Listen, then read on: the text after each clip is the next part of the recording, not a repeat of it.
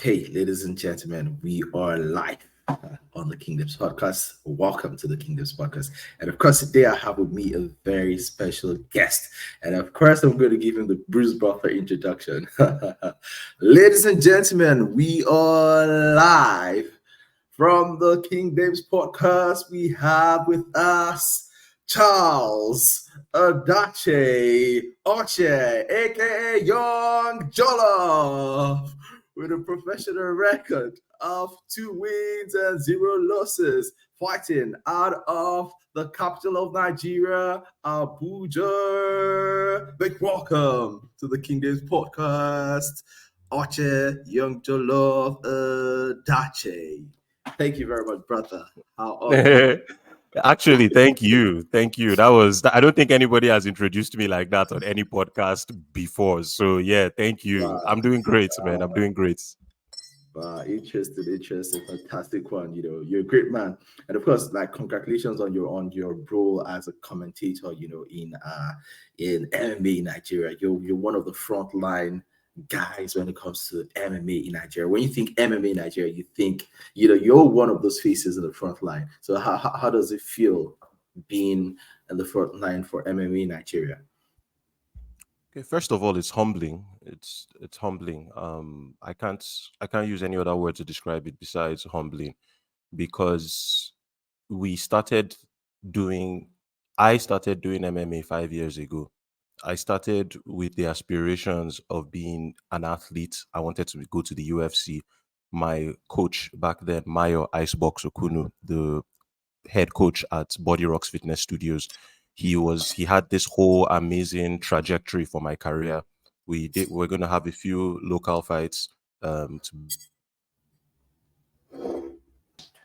so And Mayo was the mastermind, if you could, behind my growth in the sport of mixed martial arts in Nigeria. Mayo, of course, is was my head coach, is one of my closest friends, and one of the actual pioneers behind mixed martial arts and combat sports in Abuja. He was the first person that popularized setting up a cage as opposed to using a boxing ring to conduct your sport MMA shows.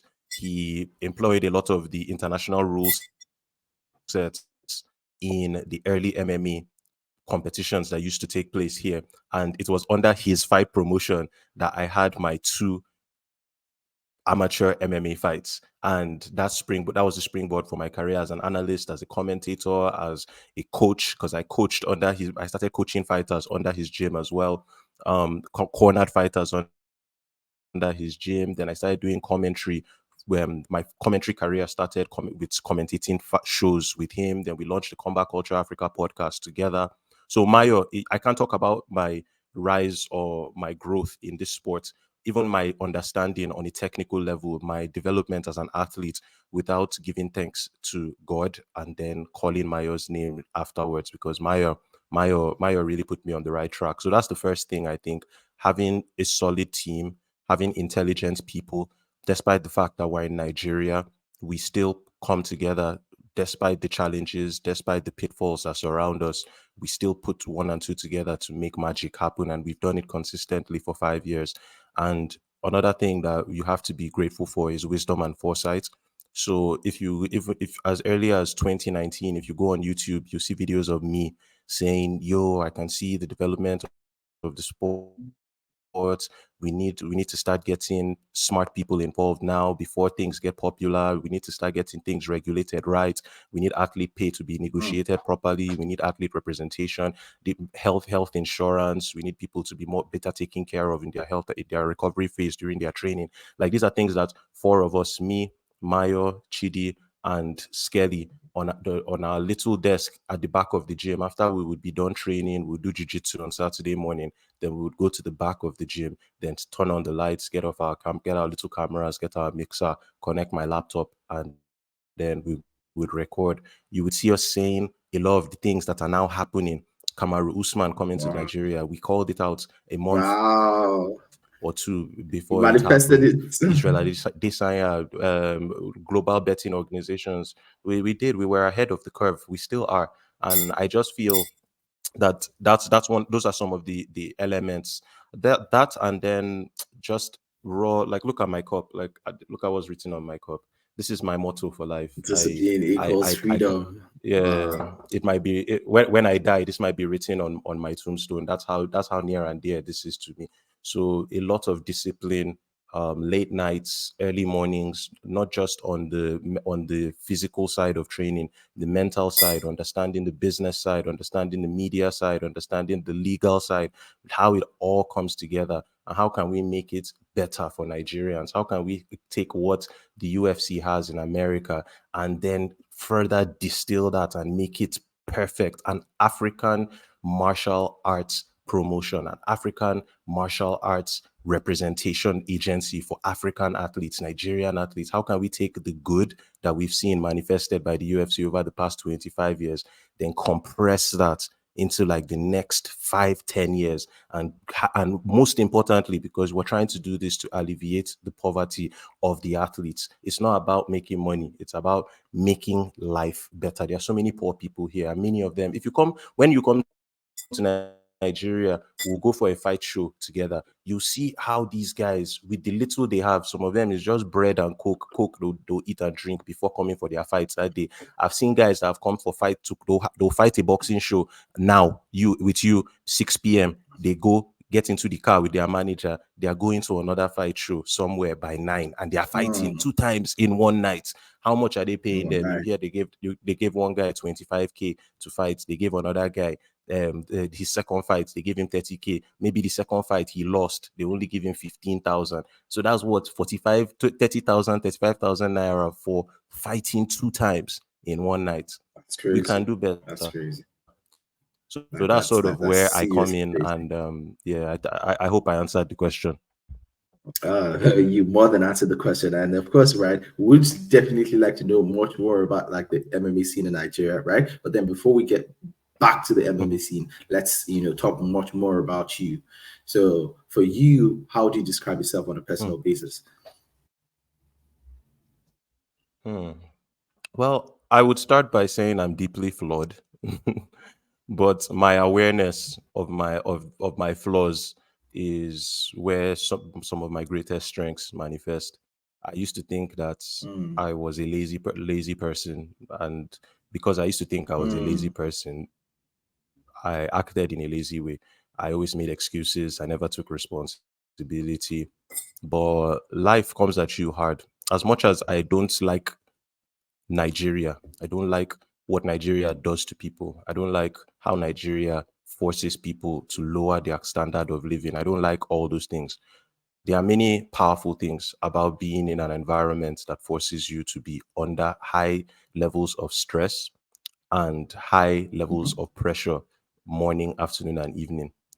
Now, so you have to acknowledge the downside. The downside is that so many people get trampled as a result of how inefficient and how how I'm picking my words very. I'm trying to speak my words very intelligently, but Carefully. you yeah, Right? but yeah, but Market so many people's inefficiencies, right? lives, yeah. So Sorry, many sorry to people, interrupt you, right? Speaking yeah, speaking of market inefficiencies, so I yeah. studied economics, right? And it's Hmm. like one of those things that were core, especially in terms of development economics. So development economics is Mm, basically the economics of countries that are mm, developing, right? So you see that there are a lot of mhm, inefficiencies within those markets.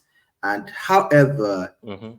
even with those inefficiencies, right, it creates a lot of market gaps that if Yeah, you as an individual are able to identify those market gaps, it could help you enrich yourself as a of person. course, of And course, and I I see you closing yeah, some of those market yes, gaps as well. yes, yeah, So yeah. let's go.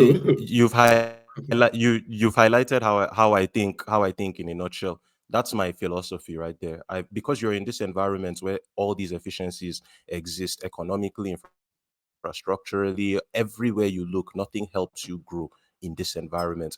It forces it's so what I was trying to say earlier is the drawback is so many people get lost by the wayside. So many people get their dreams get trampled. So many people don't just get broken emotionally, physically traumatized, and that kind of damage, it can take a lifetime to recover from it. We're mm, all recovering from it every day, and every day the environment is mm, putting more on you. So that's the drawback. But the positive now is, if you do manage to find some light at the end of the tunnel, and this is not about financial or monetary gain now, you find a way to live a meaningful life in this place amidst all these challenges, amidst all the pressure, amidst all the stress.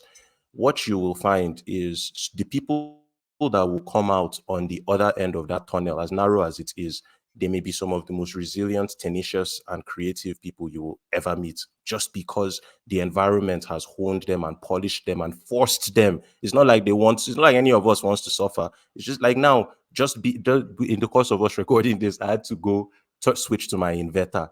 That inverter, as at last year, it cost about 650,000 naira just to put that together. But that had to be done if I'm going to have a career as an analyst, as a commentator, as and you make those sacrifices. Where did that money come from? Blood, sweat, and tears. But you make the mm, sacrifices. You have to. So that's on a personal basis. If I want to describe myself, I would say my flaws are the things that have led me to the place of my greatest joy, the place of my destiny, the place of my fulfillment, the things that used to make me insecure, my body, my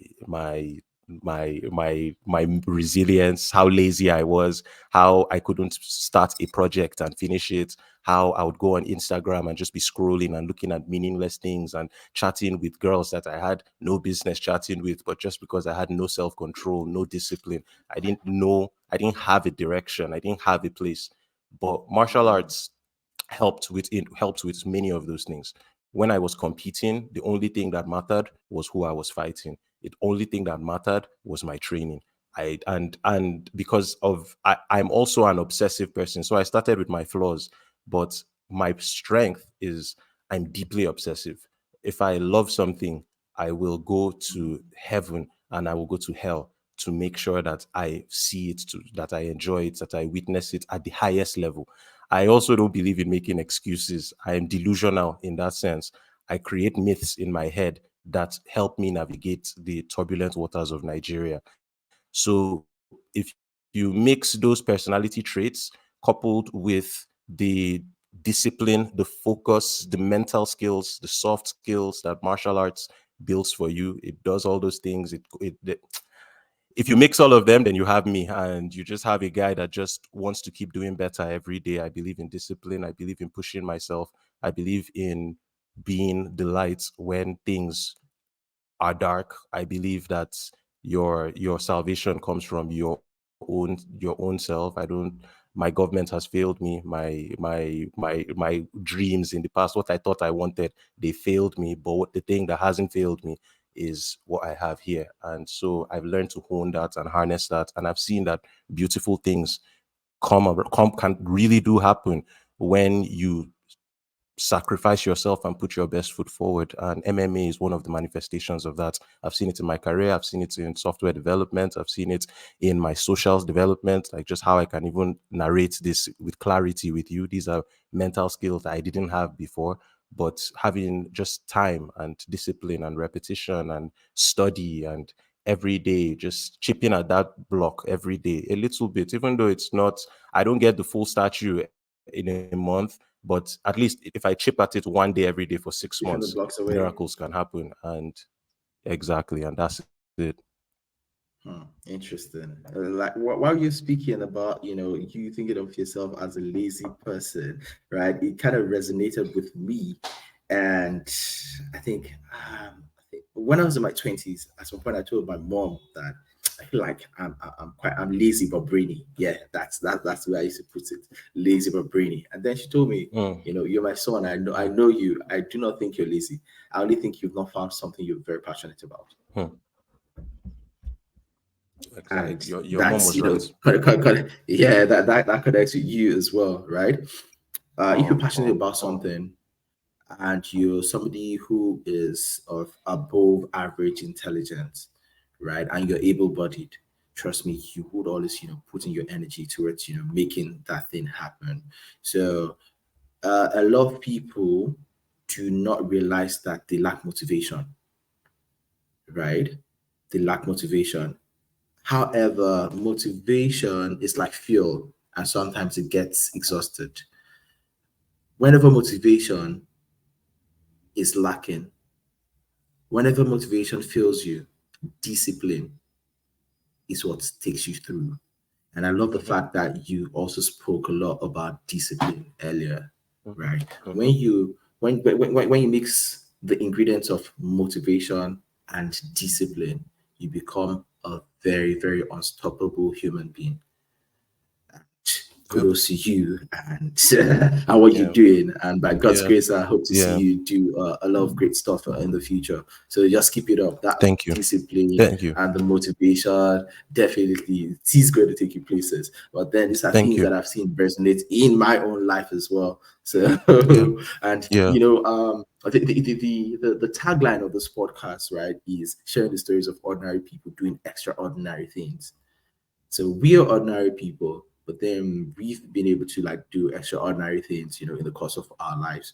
But then you Mhm. see, it's just that extra you add to the ordinary that makes you extraordinary, right? And that extra 100%. involves the right motivation and of course discipline. A lot of people are motivated, but then they don't have that discipline to pull through because discipline is what helps you ensure consistency, right? There are days you wake up, you don't feel like training, but the discipline is what pushes you through. Of Yeah, course. so Of course. kudos to you. Kudos to you on that one. So Thank you, man. the Thank you. next question, you're welcome. You're welcome, sir. The next question, right, I have is how was childhood and growing up like for you? Because in order to understand a person well, and I ask every guest to this question, I like to know what their childhood was because the childhood is the bedrock, is the foundation for forming the personality that is you. So, what would you say about your childhood and the growing up? First of all, shout outs to my mom and dad. They're amazing people.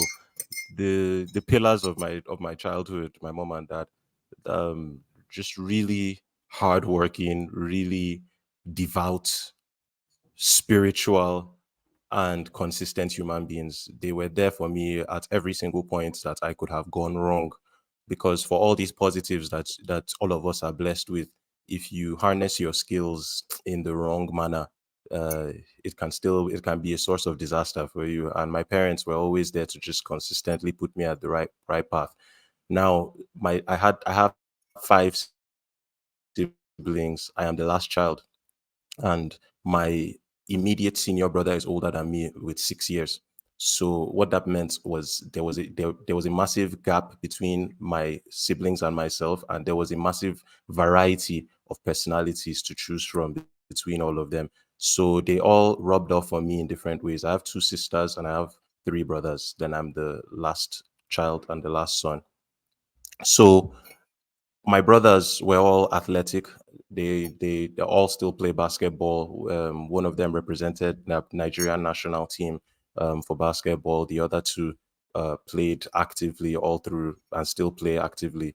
The other is a really fit and athletic human being. So my mom also competed in her school interhouse sports. She almost represented Benue State in athletics. So my mom was an athletic person, and my dad is a farmer. So my dad loves to provide food. My dad also still goes to the farm every single day, even now, till today. I'm sure right. I'm supposed to go visit him after this podcast, and Wow, he's likely going to be at the farm if I wow, don't get there on time. And he's 79 years old.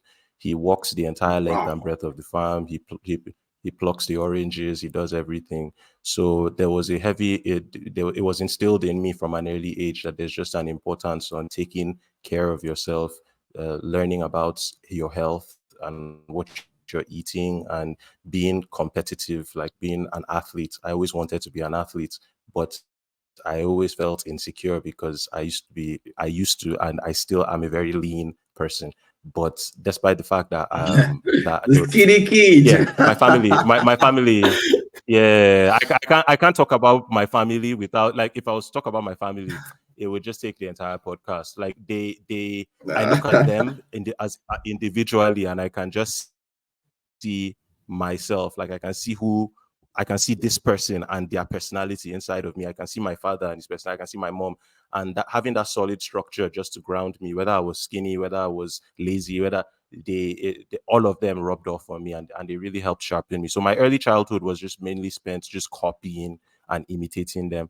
I think one of my skills is I'm a very good imitator. Like, I'm really good at seeing something and just picking it once. And I think that came from a childhood of just being surrounded by siblings that you just wanted to impress, that you just wanted to spend time with. You always wanted to be cool enough to hang out with them. You always wanted to be interested in things they were doing, so they would spend time with you. So you just end up learning how to copy. And I learned very early that copying can help teach you a lot of things. So yeah, that's my childhood, I believe. Observe and replicate. Of Interesting. course. So, like, aside from your family, like, who were the other early life influences that shaped your character? Um, it's going to sound really funny, but the three things I can point at that will tell that influenced me the most growing up were: one, church, because my mom is a spiritual person. My mom made me go to church with her every single day, Catholic mass every evening, 6 p.m. So I used to spend a lot of time in church. The second was that I used to play a lot of video games as a child, because when you're going to church every day as a kid, all you want to do as a kid is play. And you can't play when you're going to church. So my outlet was video games. I used to play so much. So, like, up till now, I have a YouTube channel dedicated to video games. Like, so video games were my way to learn. I learned so much of my English vocabulary through playing video games, hand-eye coordination, repetition skills, rhythm, pattern recognition. So many things that video games helped me learn as a child. Then Wow. the third one was TV, American TV, American entertainment. I consumed so much TV as a child, so much. Like, even now that I'm doing all this streaming and stuff, I know part of it is rooted in just Western entertainment. I used to go out and play with my friends, but my parents were strict, so I used to spend a lot of time indoors. I got exposed to the internet very early. I so yeah, that video games, Western entertainment, and church. Those are the three things that I would say besides my Wow. family. Yeah. Interesting. While I was in uni, right, I did some elective courses in sociology, and then in sociology they say the institutions, right, that influence people. I think number one institution is the family. Social institutions, yeah, they say family, they say religious institutions, the media as well. So you were actually referring to those institutions. It just reminded me of sociology classes from back in the Mm-hmm, day. mm-hmm, So mm-hmm. interesting. So it's nice to see that those institutions, those fundamental institutions, did actually influence you as a person. But Yes. so what were your childhood dreams and aspirations? I wanted to be a video game maker. See how quickly I answered this. This is the way I've answered this question since I was 8 years old. I wanted to make video games. I've always wanted to make video games. I will make video games, but I have to take a temporary bus stop now to develop myself as a human being, so that my experiences can further shine forth when that time comes. But yeah, video games were what I would answer. But then as time went on, I wanted to play basketball competitively. So I played really hard in secondary school, and I got the award for best basketballer in my set. CKC Gwagolada. Shout outs to my set, who graduated in Shout out. 2018. Yeah, shout outs to them. And then, but after basketball, because athletes as a child, Nigeria comes at you hard.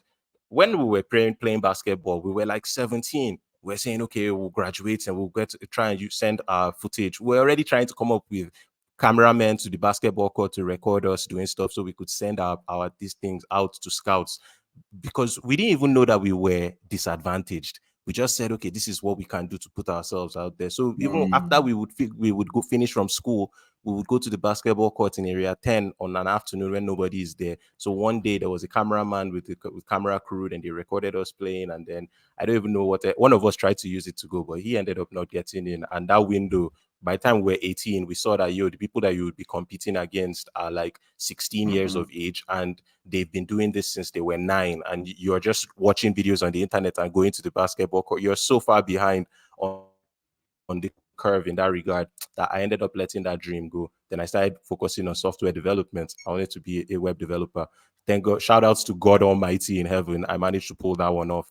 I went to the University of Bolton, Greater Manchester, after the sacrifices of my parents, my dad especially sold his shares in let me not even spill the beans too much, but he sold his shares just to give me the opportunity to complete my education.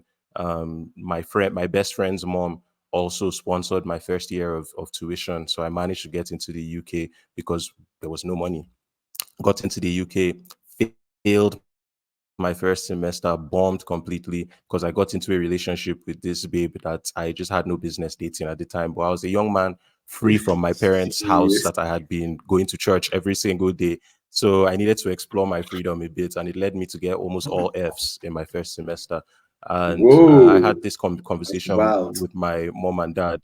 Yeah, and I got in on it's a second year. I didn't start from first year because I I did a diploma course in Abuja that earned me credits with specific institutions in the UK. Because you have to understand, I didn't have money, so I had to cut as many corners as I could towards getting a higher education in a foreign institution.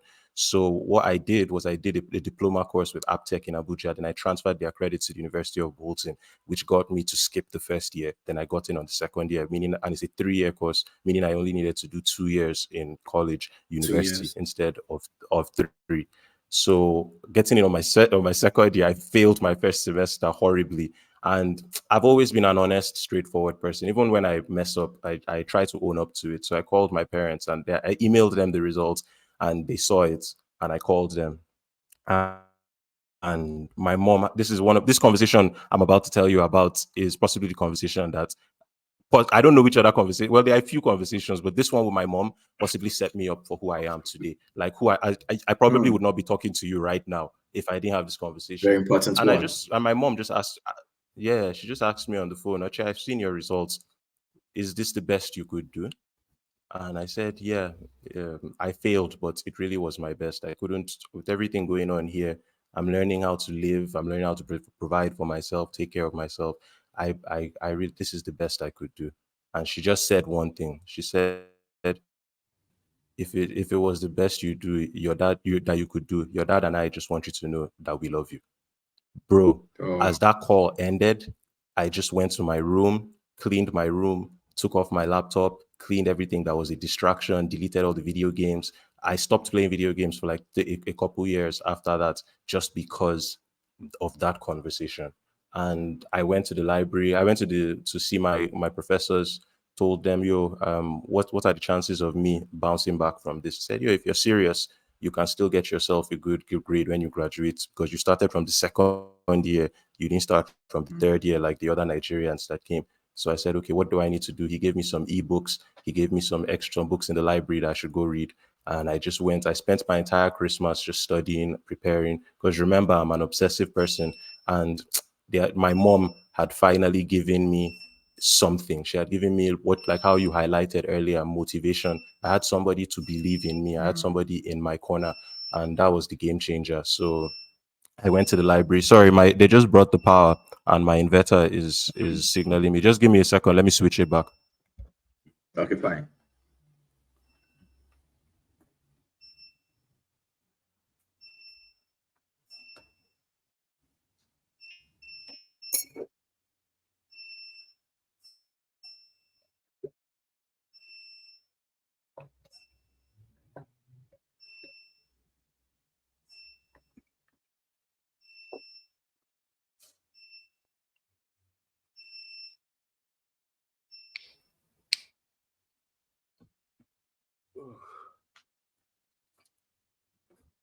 Yeah, I'm back, man. Let me take a sip. Okay, yeah, yeah, we're still live. Mhm.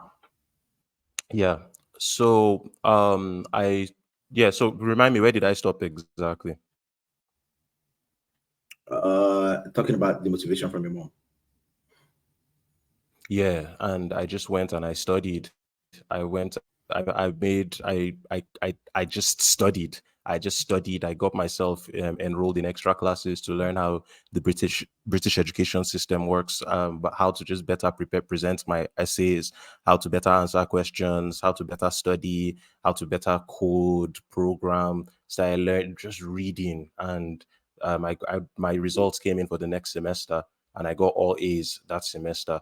And my professor, Rob Patterson, shout out to Rob Patterson. Rob said, "Yo, if you keep this up, you might be able to get yourself a really really good grade." He wasn't specific, and that was extra fuel. Continued, made some good friends. But don't get me wrong, I was still a wild animal because I still used to go to the club almost every day. It's just that I knew that there was a greater. I had my priorities right now, and so I would go clubbing every, like, when I would not have money, I would even trek from our accommodation to city center to go to the free clubs that have free entry, so you don't have to pay money. Go in, just dance, have fun, talk to girls, then walk back home in the morning, but still make sure your ass is in the library by 6 a.m.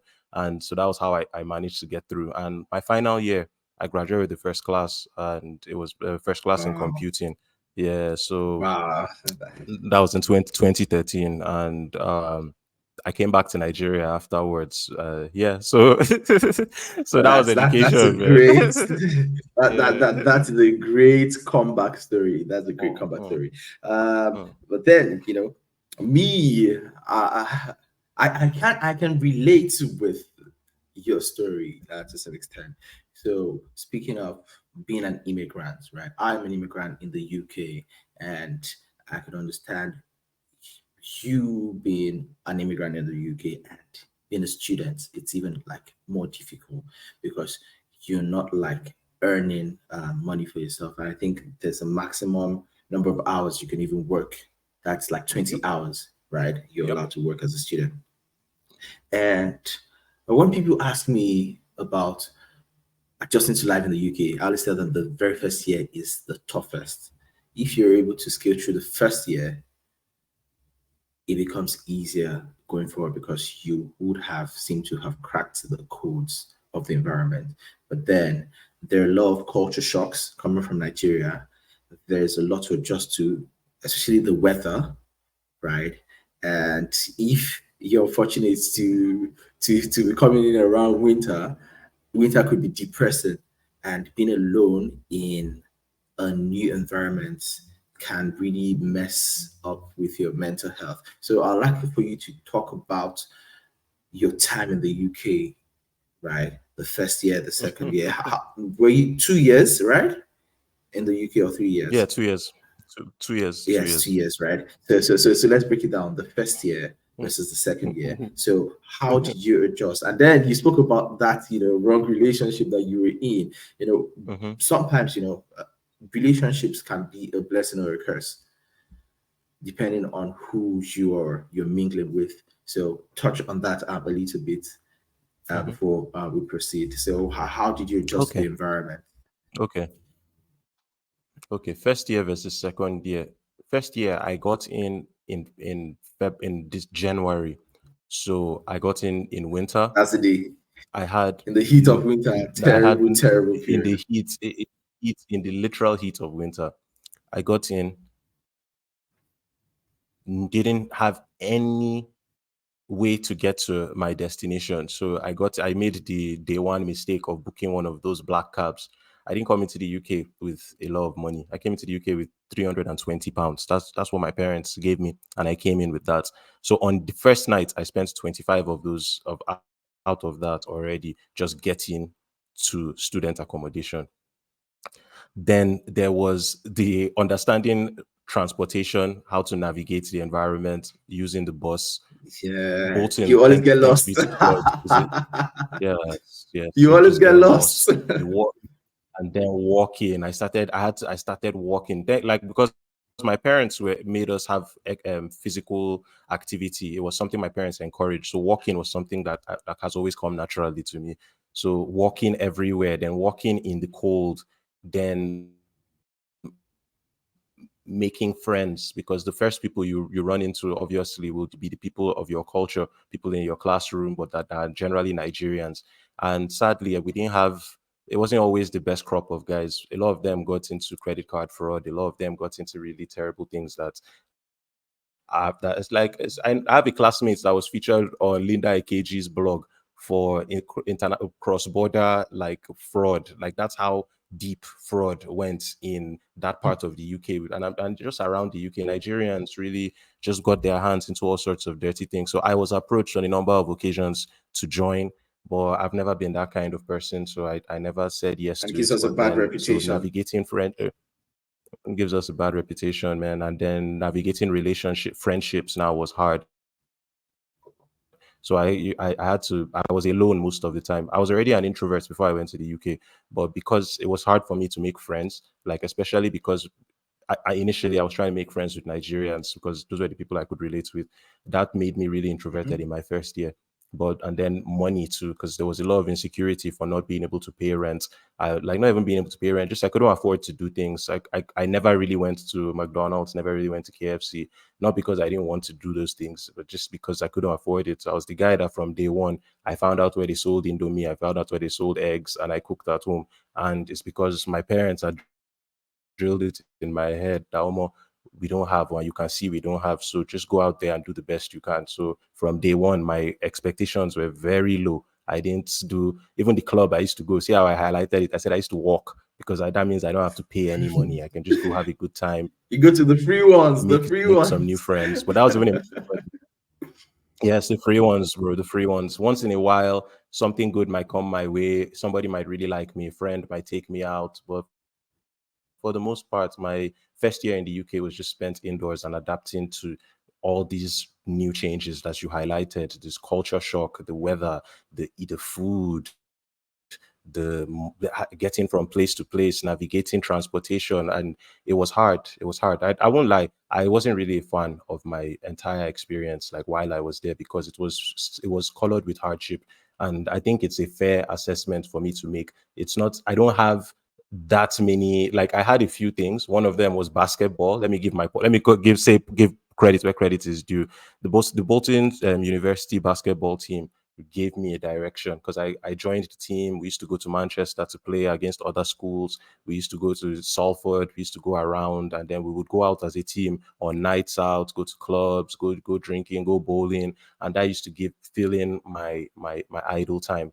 Then and then I had a few friends that I made. One of them, Mohammed Bika, is amazing guy, amazing guy. We met in the our final year of university, and that it was just like white on rice. Like we were inseparable, and we both used to go to the library together. And he was one of the people that got me to graduate with a first class because we both graduated with first class degrees together. And I think Wow. only four of us graduated with first class degrees, and two of us were there. And he was one of the only first people that told me, "Oche, I believe in you. You can turn this thing around and turn your result into a first." So I made some solid relationships, and I learned the importance of hard work. That's what the UK did for me. So I've given you my first year. I'll be very brief with the second year. The second year, my confidence started to grow. I started to learn about myself more because I spent so much time alone. So I used to spend a lot of time advertising myself for jobs now, like customer service jobs, jobs that had to do with being outgoing,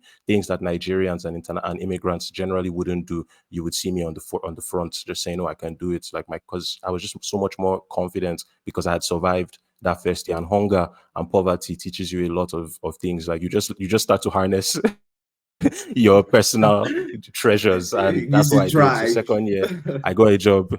Yeah, the drive. So second year, two notable things happened. Second year, I did security work for the London 2012 Olympics, which led to a whole suite of experiences that further changed me and defined me. And then in that same year, and that was the first year I got 1,200 pounds for doing about 15 days of work with the London 2012 Olympics, and that was the most money I had ever earned in my life at that point in time. But at the same time, it meant we had to. I was the first time I was sleeping in a tent, and I was sleeping in outdoors. and we had to be there at really odd hours to make sure that the place was secure for the athletes. And I had never done a job that consisted of standing for 9 hours straight. Then you have like a 30 minute break in between. I'd never experienced that before. Then walkie talkies, Hmm. and it was just a whole thing. And there were so many Hmm. positives because it broadened my horizons. But at the same Sorry time, bro, to it really, sorry to interrupt you yeah, here. Sorry to interrupt you here. Right now, yeah, you said there are so many positives. Right. There's something I like to tell people. It is essential mm, to push yourself beyond frontiers, beyond boundaries of things that you typically do, because in those moments you get to yeah, learn more about yourself. If you don't push yourself to do things that you don't do typically, you won't learn more about yourself. So true. in order to bring you back, right? So please ensure to mention, to highlight things that you learned about yourself from this Mm. particular experience of pushing yourself Oh to wow. earn, so much money Mm, at that point in time. Because one thousand mm, two hundred mm, pounds mm. is a lot of peas for a student. Yes, How many yes, you yes, feel yes, that? That's a lot of yes, peas for a student. yes, Uh-huh. yes, Because there are people yes. who do full-time jobs, right? And earn 1,200 as Mm-hmm. the monthly wage. Yes, So yes. please just enlighten Yeah, us man. The positives were the things you learned. many. The positives were many. The positives were really many.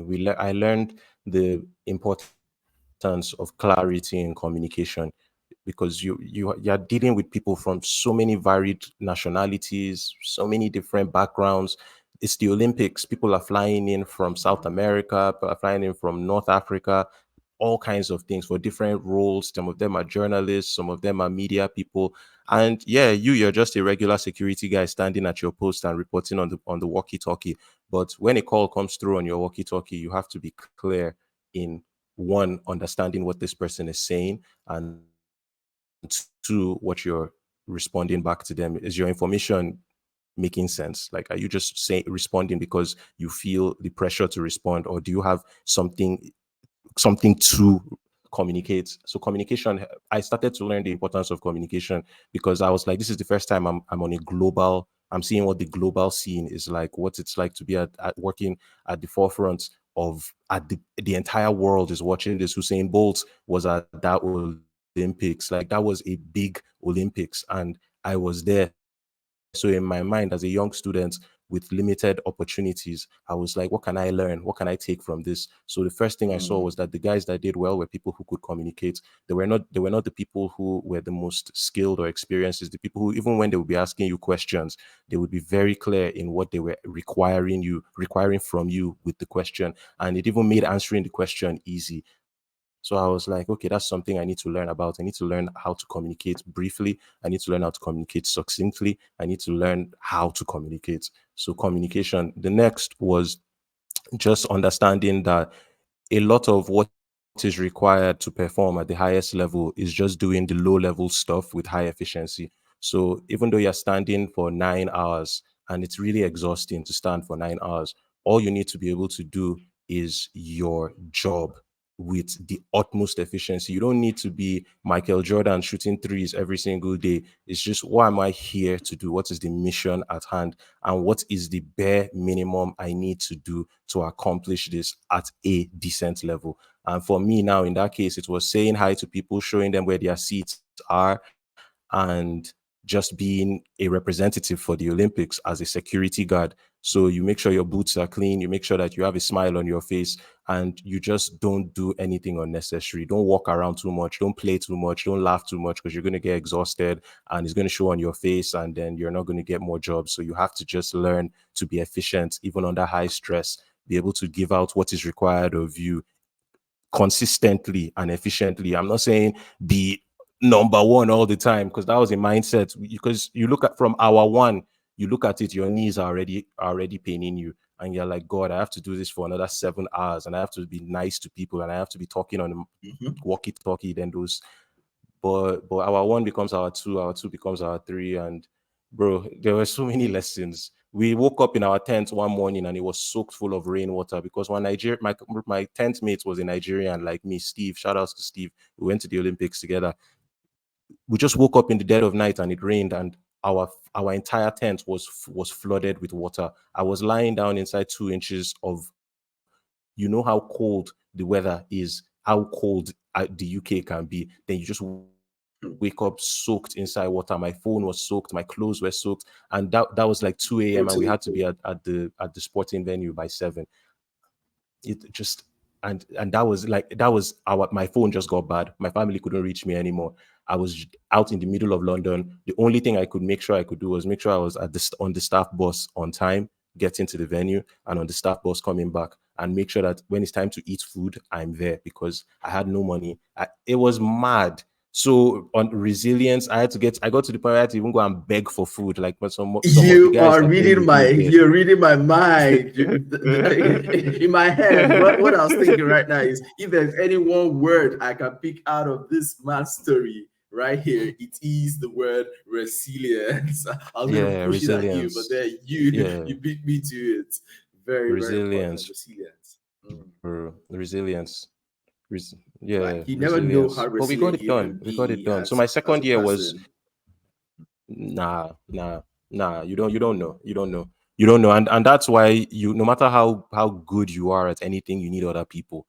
There's just a point you get to where collaboration is the only way for you to excel. It's just a universal truth. So you don't know. You need other people to bring out the best in you. You need experiences to bring out the best in you. You can only do so much Mhm. alone. So second year was a stark contrast. Second year was me filling my own shoes, was me finding out what I was capable of, was me graduating even after I had that really terrible start with all the F's in my first year, and graduating with I didn't even attend my graduation. I couldn't afford it. I couldn't afford to come back to the UK for my graduation. So it was a story of I was in the UK for a good time. I wasn't there for a long time. I made sure I got my good grades. I had fun. I made sure I had got good experiences. But once I was done, I saw that I had succeeded. I came back. So that was the contrast. I also set up a cleaning company. Let me shout out Roland Marshall. We set up a cleaning company over the summer of 2012 after I got back from the Olympics because my awareness of what was possible began to shift. So I started watching a lot more entrepreneurship stuff, a lot more business stuff, and I was like, okay, while there's no work coming in, what service can I render to people? And I had already seen that I was strong physically. I can stand for 9 hours straight. I walk all these long distances. So I don't think physical labor is something I should shy from, even though I was lean and skinny back then. So Roland is a Cameroonian. He put me in touch with two of his other Cameroonian friends who were now immigrants in the UK. They were engineering graduates, but them too, they had that dogged, resilient, we can do anything mindset. And we just said, yo, we'll set up a cleaning company and then the one of us had a company that he worked with and he knew that they needed a cleaner. So we set up the company, bought cleaning utensils, then told him to tender an application for us to clean. So Saturday and Sunday, when he would be off work, we would walk or drive to that place, mop the floors, clean the toilets, sweep the everything, dust, take out the trash. And then that gave me a side income that was coming in while I was still going to school, playing basketball, trying to get into live streaming because I was trying to get into live streaming in the UK as well. Many different experiences. The UK was just, I have so many stories I can tell you about the UK. It's so, despite the fact that I can tell you I associate the UK with pain and discipline, I can also tell you that I had a lot of fun while doing it because I did so many things. I traveled, I had so much fun before coming back. So I think it's a yin and yang thing. It's balanced. Interesting. One beautiful thing I associate with your UK journey is the word resilience, right? And you never know how resilient you can be as a human being until you push yourself beyond, certain boundaries, and then you discover more about yourself. You learn more about yourself, and I for one can very much relate with that. Speaking about the combat sport scene, right, at the London Olympics, shout out to Anthony Joshua and Alexander Usyk. Anthony Joshua won his Olympic gold medal in super heavyweight division in that Olympic. games, and Hmm. then Usyk won his gold medal in heavyweight boxing as well in that 2012 Olympics. So it's fantastic. Interesting. You I did not you know were that. oh wow! You see, I'm an analyst of analysts, right? And You definitely, are. You are. know, You are. I, I am a combat sport nerd, right from time. So, Yes. Yes. tracking Yes. tracking back, right? Like you are one Mm-hmm. of like the Mm-hmm. trailblazers in MMA in Nigeria. So, how did you get into MMA? Like, we know more about you as a person, the whole so one the two things I associate with your personality, right? I connect from your personality into martial arts are resilience and discipline, and those are two things that are required in martial arts, two very very important Mm, ingredients. So how did you mm. sparked that interest in martial arts? How did you go into it? And how did you leave being a fighter to becoming a lover? So we have the fighters and the lovers, Mm, and you have stopped being a mm, fighter. You are now a mm, lover. So mm, how did you mhm, mhm. transition? How did you achieve that transition? Okay. Okay. So I came back to Nigeria in 2013, and that sparked up a whole journey about figuring out who I was going to become in this environment. I needed to figure out NYSC. I needed to figure out whether which kind of work I wanted to do, how I was going to make money, and it led to so many things. So I started up a business.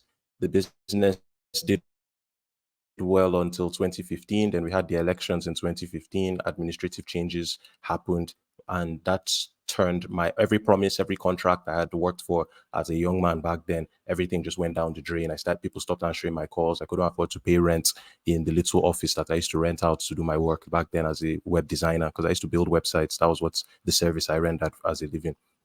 So I used to do that. I even did complimentary cards for people. I did a lot of stuff with Photoshop. So whenever people would bring me websites, I would say, okay, why don't, as an extra service, why don't I do you your complimentary cards? Why don't I do you your logo if you don't have a logo? Why don't you? And I use that to sustain pay rent. But 2015, all that went right down the drain, and eventually I had to get a job. It took me a year to get a job. I got a job with an NGO that, for reasons best known to me, I won't call the name of. I was their head of IT. I Oh, used to help them. wow, interesting. I used to work in Yeah, an NGO as well in Abuja as well, yeah, so we have yeah. quite interesting things in common. You see, so I worked with the I NGO know as this their head of team. IT, and that lasted for a year. Yeah, I was there for a year from like 2017 till about 2018, and then I got. Oops, am I still connected? Can you hear me? Yes, I can. Hello. Yes, Okay. definitely I All right. can. Mm, okay. So I got the job. I was there for a year. Then I started working with the National Assembly. Worked with National Assembly for a bit. Then I eventually started working with the presidency, and I've been there for the past 6 years.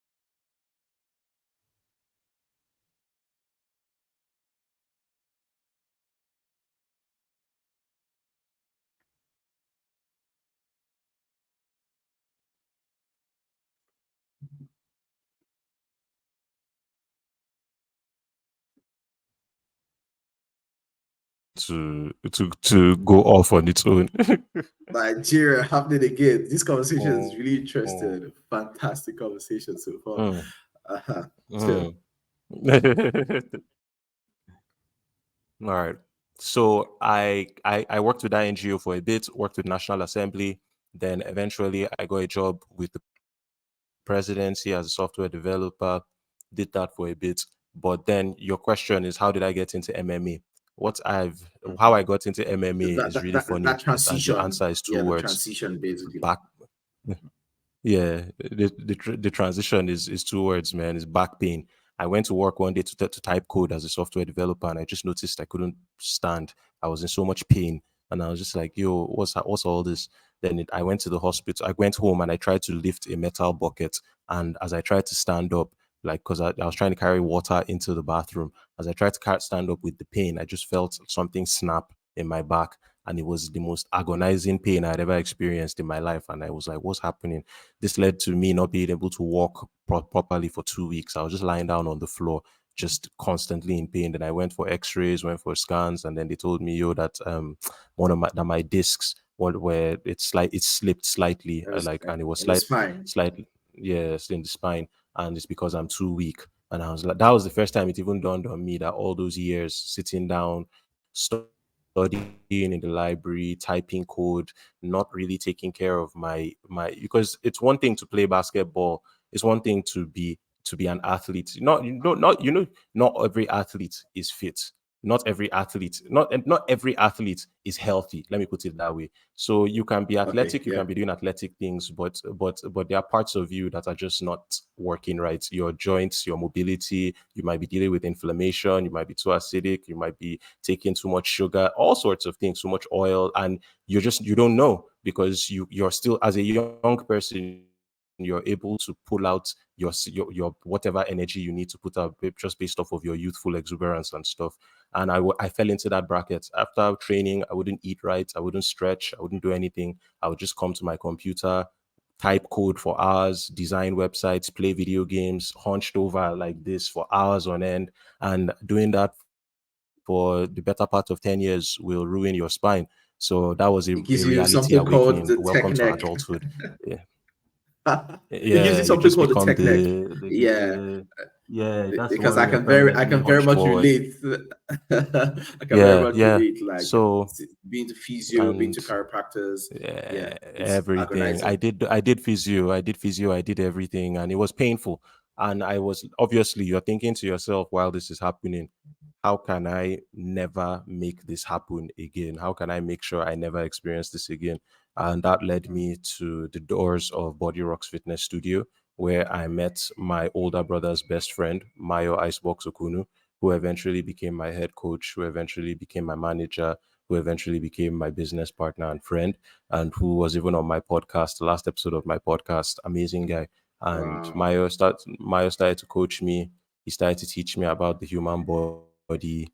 I eventually got really fit, like really buff, really what the typical picture of fitness is when you think about fitness. The guy with the big chest, big biceps, big legs, really chiseled abs. That was me up until 2018. And all through this, even when I was in the UK, I remember there was one MMA gym in Bolton, and I always used to walk past it and wonder to myself, will I ever have the courage to step into the doors of this gym? And I missed that opportunity. And I always used to think to my part of the reason I even missed it was because my best friend then used to tell me, yo, you're so skinny. If somebody just punches you, you might just break, bro. Like, it's not everybody that is meant to do that kind of stuff. And I let some of those, he and I have talked and laughed about this countless times because he was at both my fights when I actually started fighting. So we eventually went full circle and hashed that one out. But um, I always wanted to do MMA. And when I was strong and aesthetically pleasing, quote unquote, I started thinking to myself, yo, what next? Because I'm always, that's what I've always been about. I've always been that guy. And I'll always ask, okay, now that we've done this, what's next? Like, I'm hardly ever What's next? content. And I used to think it was, yeah, I'm always like, what's next? Okay, we have a podcast. What's next? We have this. What? And then I was like, I looked at myself and I was like, okay, you can lift all these weights, you can do all the deep squats, you can run, but what's next? And I searched my conscience, and I knew there was one thing I was afraid of, and that was fighting. And Mayo, as God would have it, is a retired fighter now with 16 fights and I think 2 losses in the UK. And Mayo, just one day had pulled up the courage and I approached him and said, I want to learn how to do this thing. And he said, are you sure? I said, yeah, but I told him he should give me 1 month, that I need to just finish a fitness program I'm on. So I was doing this program called Athlete X, which is like an athlete ready program by what's his name? I've forgotten his name, but Athlete X. They're really popular on YouTube. So I did that for 30 days, made sure I finished that challenge. I was thinking to myself, yo, by the time I finish Athlete X, I'm going to be really fit. My cardio will be good. I'll do MMA and then I'll start doing boxing and doing MMA. And yo, I did that for 1 month, came into the gym. Mayo just gave me a basic workout. He was just like, okay, this is the one, this is the two, throw this one, throw this two, step in, step out, do this for 2 minutes. And by the end of it, my shoulders were burning, my spine, everything was hurting, and I was like, yo, I used to think I was fit. He said, yeah, this is a beginner's workout, like it's just day one, just to get your body used to the movements. And that was when it dawned on me, this is a whole different level. You can lift all the weights you want, you can run all the track and field you want. Like, fighting is different. I knew that the reason I had been Fighting afraid is of this is different. because it's exactly what I needed. It's exactly what I needed. It's a different kind of, it mixes everything, your brain, your cardiovascular capacity, your strength, your mental fortitude, all those soft skills that I used to build, that I've been building through my struggles in the UK, through everything. That first day just dawned on me, this is what I can use it for. I can learn this thing, and all these skills I have will come together.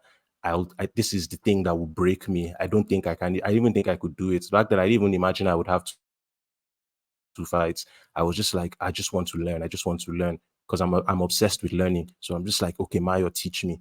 And that sparked from 2018 all the way to 2021. I think almost every single day of every week, I spent it, at least I was in the gym. I was in the gym. I was with Mayo, I was with Chidi, I was with Marcus, I was with Shegs, I was with anybody that could teach me something. Coach Andrew for Jiu-Jitsu, I was under Coach Wale. All, and you see that obsession that I've always had, it now became a tool for my personal betterment, because the health issues, that's when I started to learn, oh, you that not everybody, they always tell me, Oche, you're so stiff, you're so stiff. Then I used to think, oh, some people are just born stiff. Then martial arts taught me you can train flexibility, you can train anything, you can train reactions, you can train your posture, you can train the way you breathe. That was when I now started learning that, oh, there are different ways to breathe so that your heart responds physiologically and you get the required outcome in real time. You don't have to be reactive to your environment. Martial arts taught me how to slow things down. I was just like, these are things that seemed like mysteries. Like, people will be talking about them to me before, and I'll be like, no, maybe you went to some school, you trained under some guy. Mayo, in this heart of Abuja here, waiting at the fine for Sokoto, I just see him for my Shokoto. Mayo just gave me everything. Mayo taught me. Mayo gave me like the world. What I was thinking, I would have to travel to the UK, travel to the US, travel to Thailand to go learn. Mayo just opened the doors for me. So it came from asking myself, what next? And going for that first sparring session, seeing my own blood for the first time, getting beaten by somebody so casually, so effortlessly, seeing that it's not about how intelligent you are. You have to be strong. You have to be conditioned. You have to be built for this. Not anybody can do it. Not everybody thinks they can fight, but not everybody are fighters. You have to. And I made that choice. I sacrificed everything, sacrificed relationships, sacrificed friendships, sacrificed businesses, sacrificed my expectations, sacrificed money. I changed what my expectations of myself were because it consumed me. I found a journey that has no end, but every step of the journey, it rewards you for the rest of your life. Every technique that I managed to learn, every technique I managed to polish and dust up and make my own has changed my brain, changed my perception of myself in ways I cannot even clarify. I cannot even communicate with you. Martial arts changed me. It saved my life. Like, it gave me something to fight for every day. And that's why I train every day. I have not missed training for a day. And training involves rest and recovery as well, my friend. So it's like you fall into this rhythm and pattern of, okay, my body needs this. And you understand that even in training, even in rest, there's different things you can do to improve yourself. Okay, you're resting your back. Okay, why don't you work your hamstrings? You're resting your hamstrings. Okay, why don't you work your hip flexors? Okay, you can do rotation on your legs so that you get higher range of motion with your kicks when you're doing your Muay Thai kicks. The martial arts just get, so I'm never bored. I always have something to work on. And coupling that with the mental stuff that's schooling in the UK, learning all the other soft skills that we've already gone over, martial arts it just gave me this package, this confidence that nothing I could not have harnessed on my own. I needed to go out and get beaten. I needed to go and rebuild myself. I needed to forget about money. That was another one. Money was another thing because there's no money. Why are you fighting?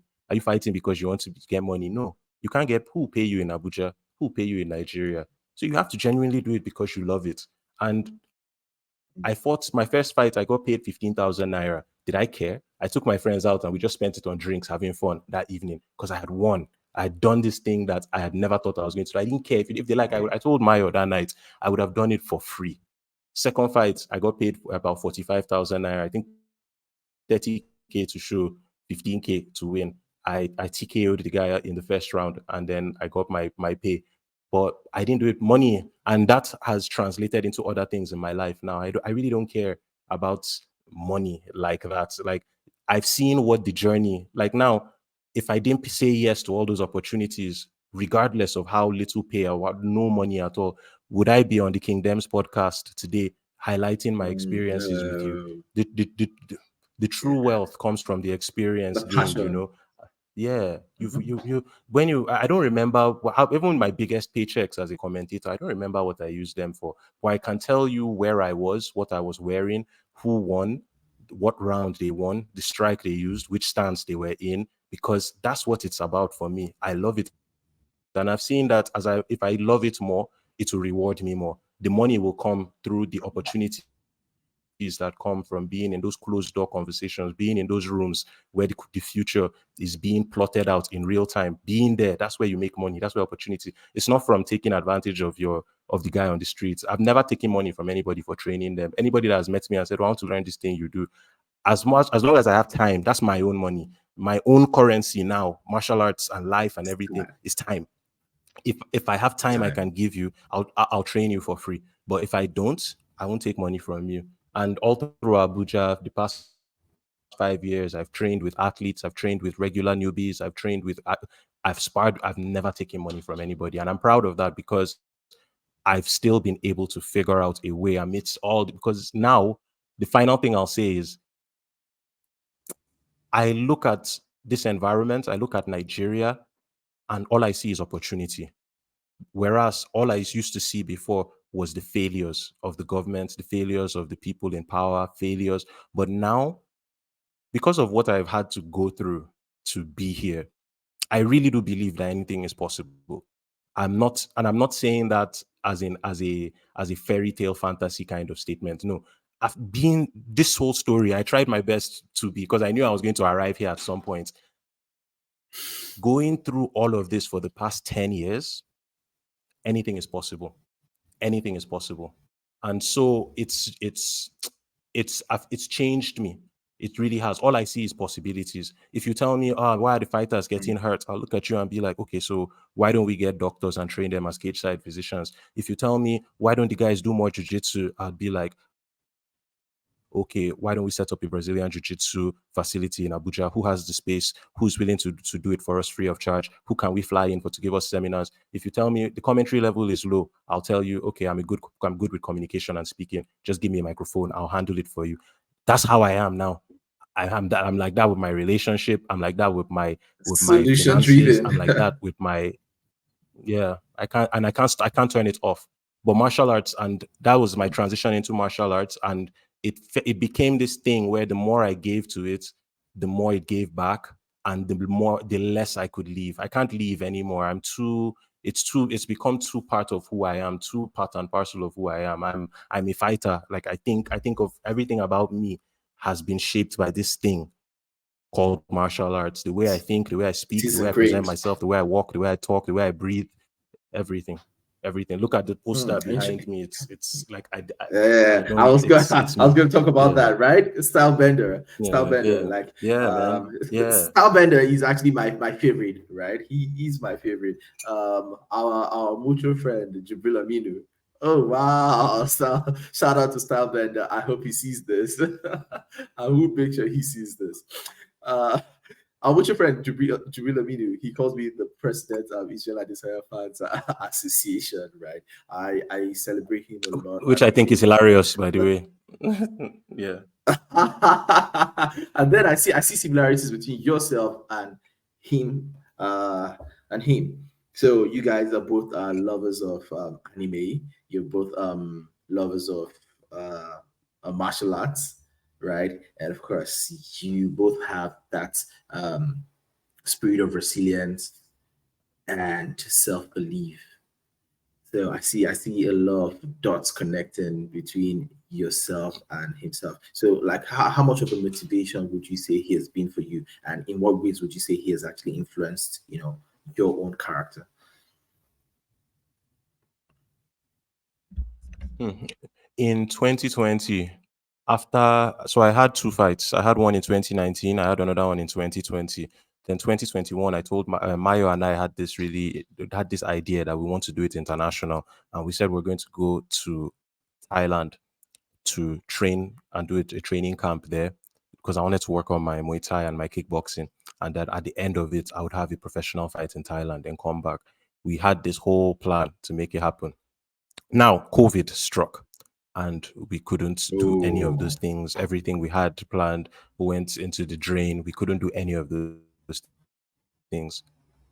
As a alternate plan during COVID, I trained my ass off specifically because I wanted to go to city kickboxing when everything was done. I wanted to go train in city kickboxing under Eugene Berman and if possible CKB. meet Israel. I was already looking at yeah, I was already looking at software development jobs in New Zealand then. I was already talking to my girlfriend then about it, and she's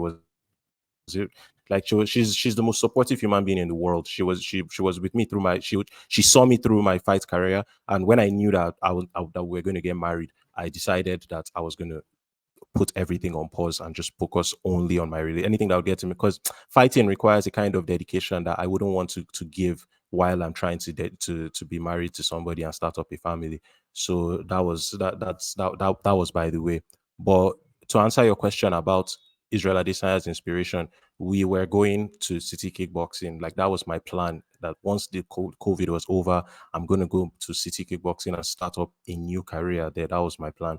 So Israel, there are so many parallels in the sense that I see so many. There are many things: overcoming your insecurities, overcoming adversity, staying true to who you are, being the style bender, quote unquote, literally and figuratively. It's because of Israel I dedicated so much time into learning how to fight from either stance. So if you ever train with me, if we do it one technique on our right on with orthodox, we're probably going to do it maybe 100 times. We're going straight into southpaw, and we're doing it because I'm like, yo, Israel always used to say be bystantial. I'm the only bystantial fighter in the UFC, and I was like, yo, if I ever get to the UFC, I want to be that guy too. I want to be able to do this special thing. Israel affected so many aspects of me, and one of the things I'm proud of is I learned what his role was in my life, like in my development as an athlete, as a fighter early, and I didn't hold any of those expectations. Once I learned that this is what this guy was supposed to be, like a guide, a figure, and I learned what I was supposed to learn, now I look at him like a human being. I pardon him. I used to always look at him as this mythical figure before, but now after growing, after going through my own experiences, after seeing all the things, I just look at him now and I'm just like, I can relate with you now, bro. Like it's no longer a fan thing. It's now a thing of, I just wish this guy, I just want him the best in life. Like I don't even look at it like, oh, the day I meet Israel, this is gonna, nah, it's now like, I just want him to be a winner at life. Like I just want him to make all the money. I want him to be happy. Israel, that's why I'm just trying to let you know how my trajectory with him, because I've gone through this phase of having idols, then having to let my idols go so that I can become who I am.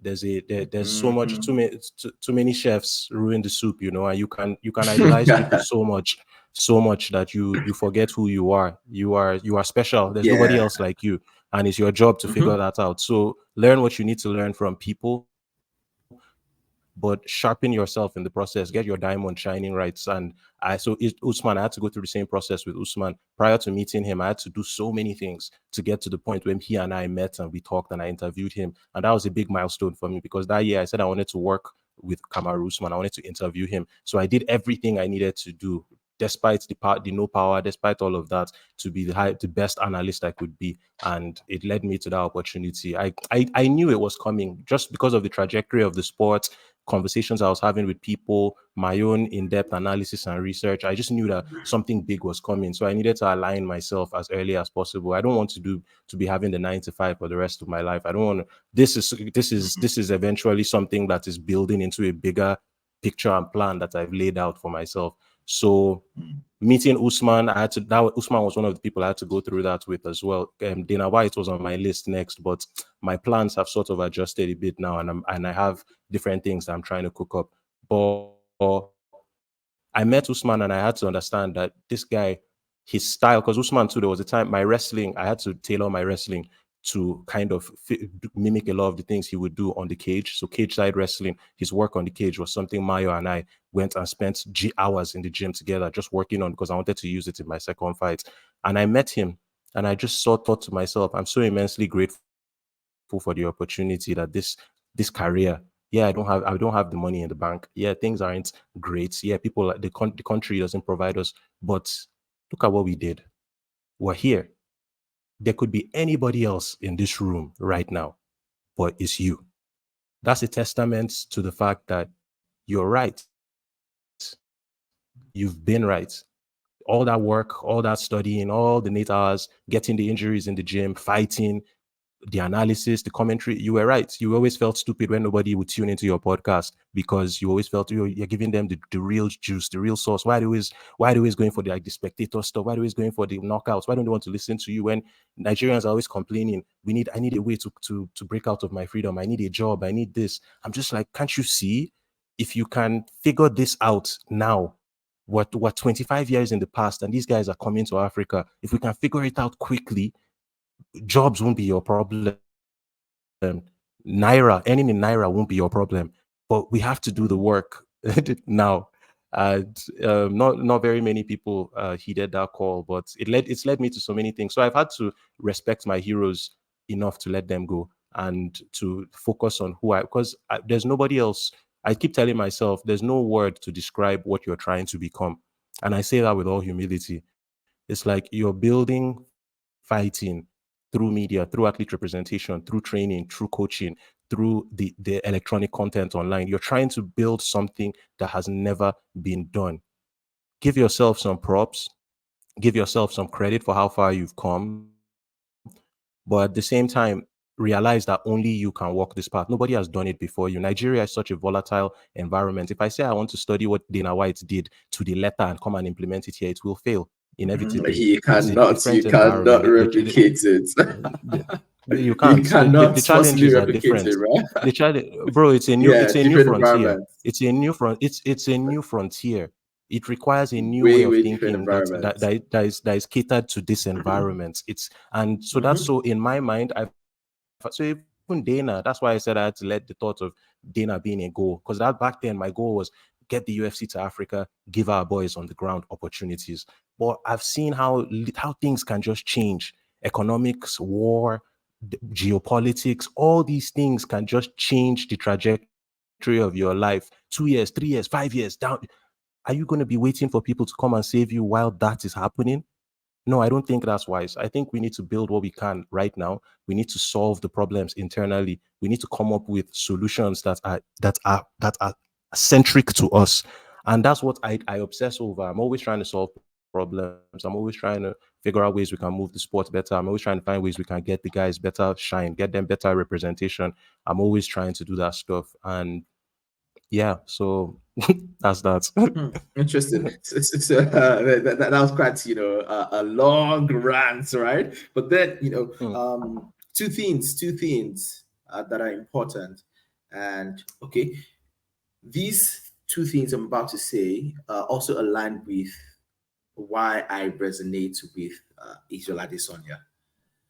So, two things I like to tell people, and I have done in my own life as well, is believe in yourself and stay true to yourself. I tell people. So I'm one person who likes to talk the talk and walk the talk, right? Um, nobody can believe in you for you.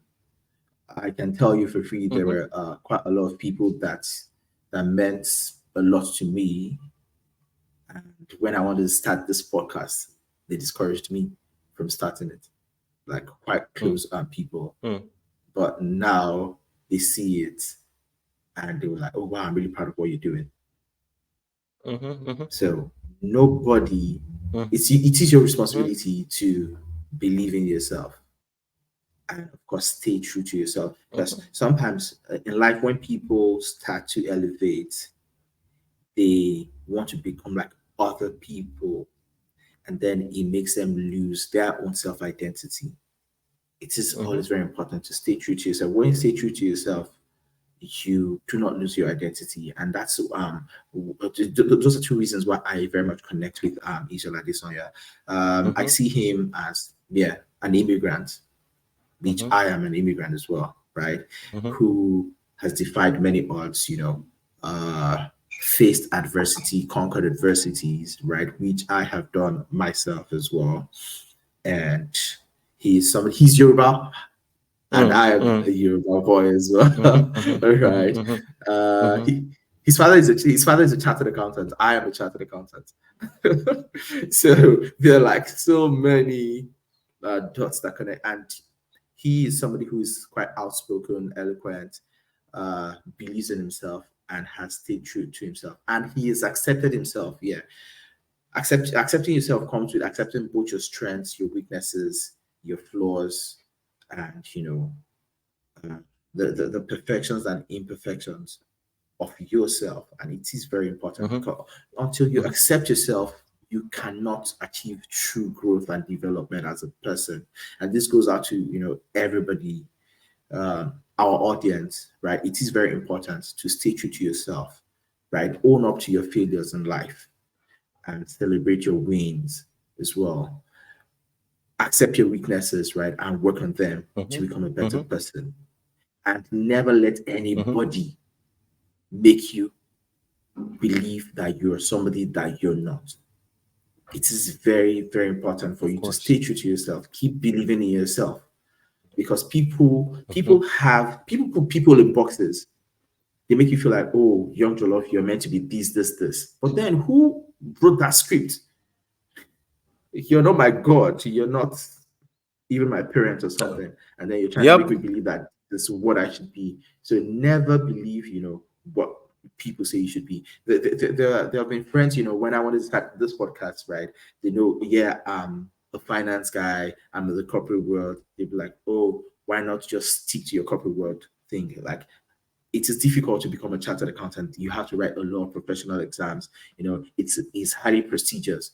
You'd be like, oh, why would a chartered accountant be in front of a mic, right? But then it is my own Mhm. God-given Mhm. talent, and Mhm. I am about the life of impacting people positively, right? Of So course. the idea that a lot of people have when it comes to podcasts is, oh, people to grown up men, being in front of a mic talking a, a load of rubbish, right? Talking about women, talking about crazy stuff in society. No, you can change the narrative.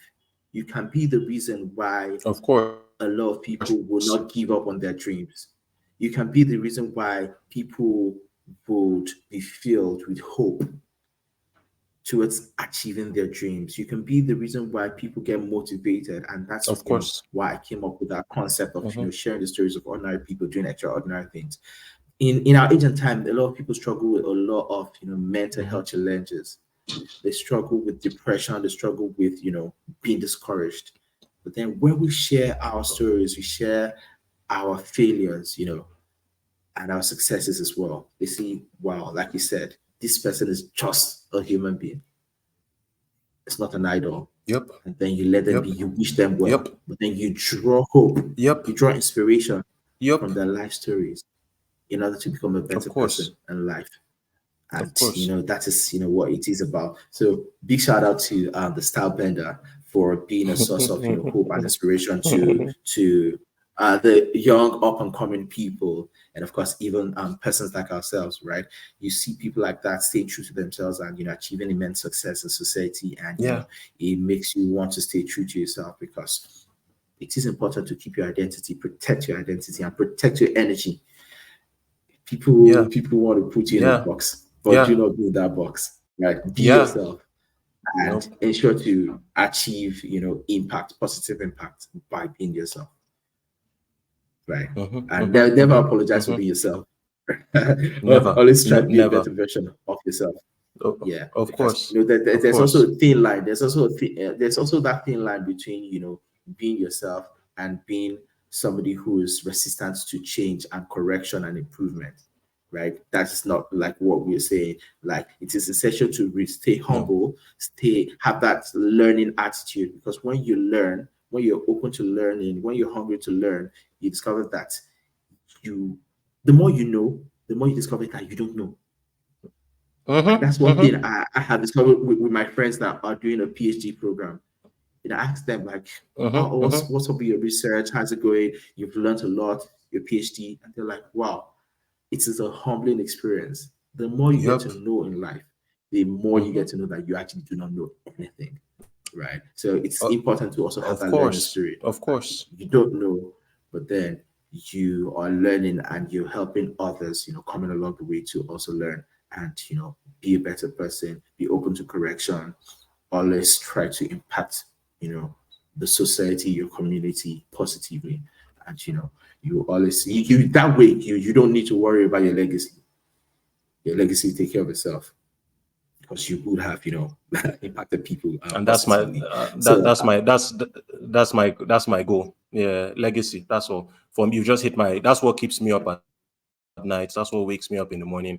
I'm thinking about my death. I'm thinking about what I'm leaving behind. I'm not saying that with any martial artists. We kind of develop this really friendly relationship with the uncertainties of life, and one of them is death. mm, Because anytime you step into a cage or a ring, you know that the worst case scenario is that something can go wrong that could heavily impede your life or mhm, end it. And when you it's you get desensitized to it over time, and it becomes a thing, a well of knowledge you can pull out from, because you ask yourself, what do I care enough about to do so much, even at the risk of my own life? What really is that thing? And trust me, when you start looking at life through that lens, many things start to fall by the wayside. Unnecessary habits, how you spend your time, who you spend your time with, food you eat, how much water you're drinking, because you're not living for now. You're living for 2 years from now, you're living for 1 year. Why are you training? You're training so that you can enjoy your life, so you can enjoy your life with your children, so you can have a good quality of life. You're not training so that you get followers on Instagram. You're training so that your life can be more meaningful.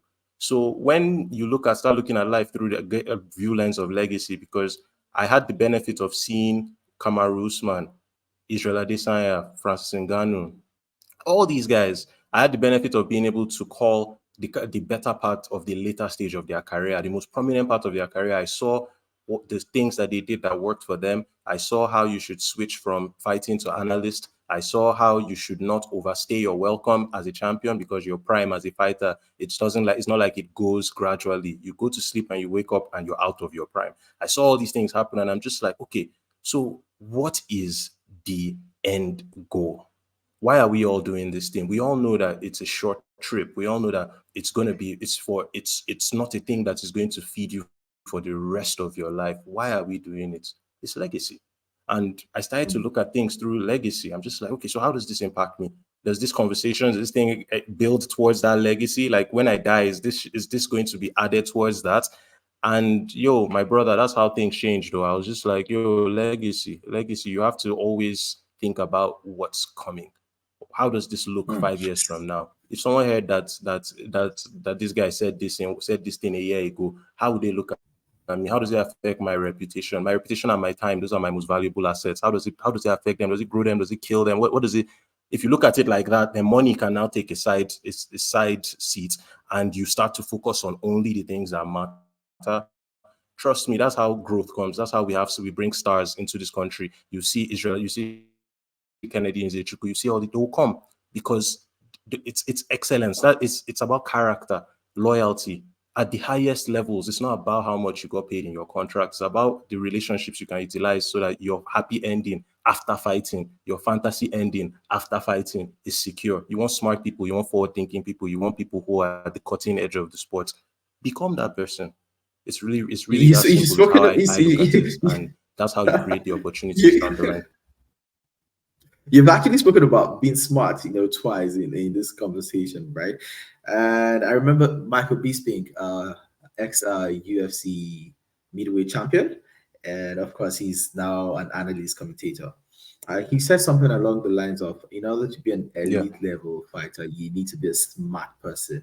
You need to have that, IQ. So, for you, do you resonate with that sentiment?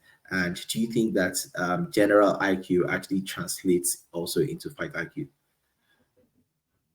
I think okay, so fighting is so beautiful in the sense that you can analyze it from so many different angles. Now, you can have good reactions, but you might have poor spatial awareness. If you have poor spatial awareness and I can get you to the corner of the cage, your reactions don't mean jack anymore. So all of a sudden, your intelligence in one spectrum can be turned over on its head and made into a weakness if I'm able to exploit it. And that the truest guys, the best guys, they have timing. Timing is timing is a Yeah, byproduct you're talking like Conor McGregor, right? of many Conor, different things. But Conor McGregor. Sorry to yeah, interrupt you. You know, Conor McGregor said, "Timing beats speed, and precision beats timing, power." timing. Yeah, I'm listening How to you. true? How true? How true is that? How true is that? Yes, Conor McGregor power. said, "Timing, Yes, timing beats speed, and it's precision true. beats It's true. power." It's one beat speed. Yes, prison beats power. It's true. It's true. It's true. Trust me, it's true. Being able to throw the fastest strike is not half as important as knowing when to throw it. Like if I know when to throw, no matter how fast you are, when what I throw will hurt you more. So timing now is now a byproduct of many different things. It's understanding the person's ticks. How do they move when they are nervous? How do they move when they are confident? Do they move with their left hand? How do they move with their right hand? It's some, and you cannot be able to make all those analysis on the fly without being a brilliant mind. Or even the fighters that can't speak English, that are going 0-3 in the UFC, they still fall within the 0.1% of the best fighters in the world. Like they're still the best guys in the world. So even if they are losing, they are still losing to the best guys in the world. So the kind of intelligence that you have to operate in that space, because you have another team now of guys that their entire job is to do the same thing your team is doing to their guy. So they are understanding your nervous tics, they're understanding what your tendencies are, which hand you like to use, whether you like to cover yourself on defense when you throw on offense, like all these things. And it's now about who can adapt faster on the fly. There's no way that person is not brilliant. Like they might not pass your standard IQ test, but the kind of intelligence, especially to do it under pressure with such high Yeah, stakes, exactly. Demola, I think, yeah, they It's deserve it's they deserve it's the it's, highest. it's Like, a crazy thing.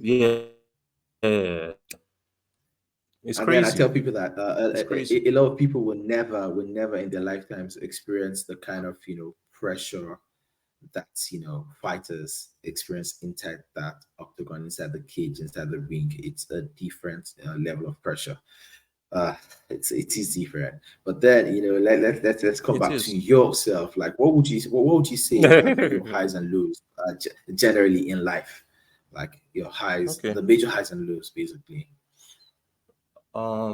Okay, so I think in 2020 I had a series of I just had bad outings. I would go train, sparring sessions were going bad.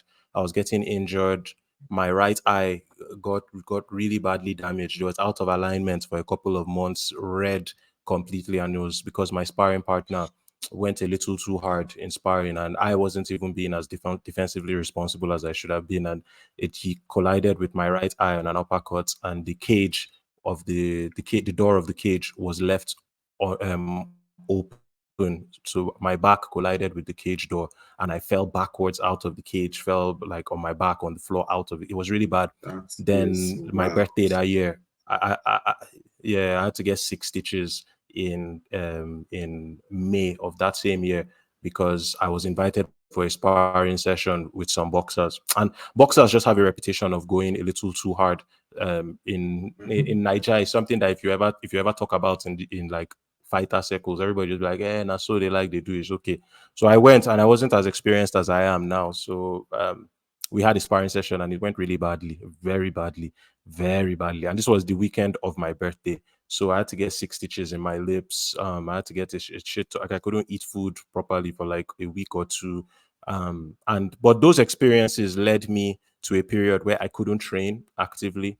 I had to use other things to occupy my mind. I had to occupy myself just to get through that time. And that was when a lot of my analysis, my breakdown videos on YouTube, on Instagram, I started learning how to do visual effects. I started learning how to do animation and editing so that the videos have more presentation.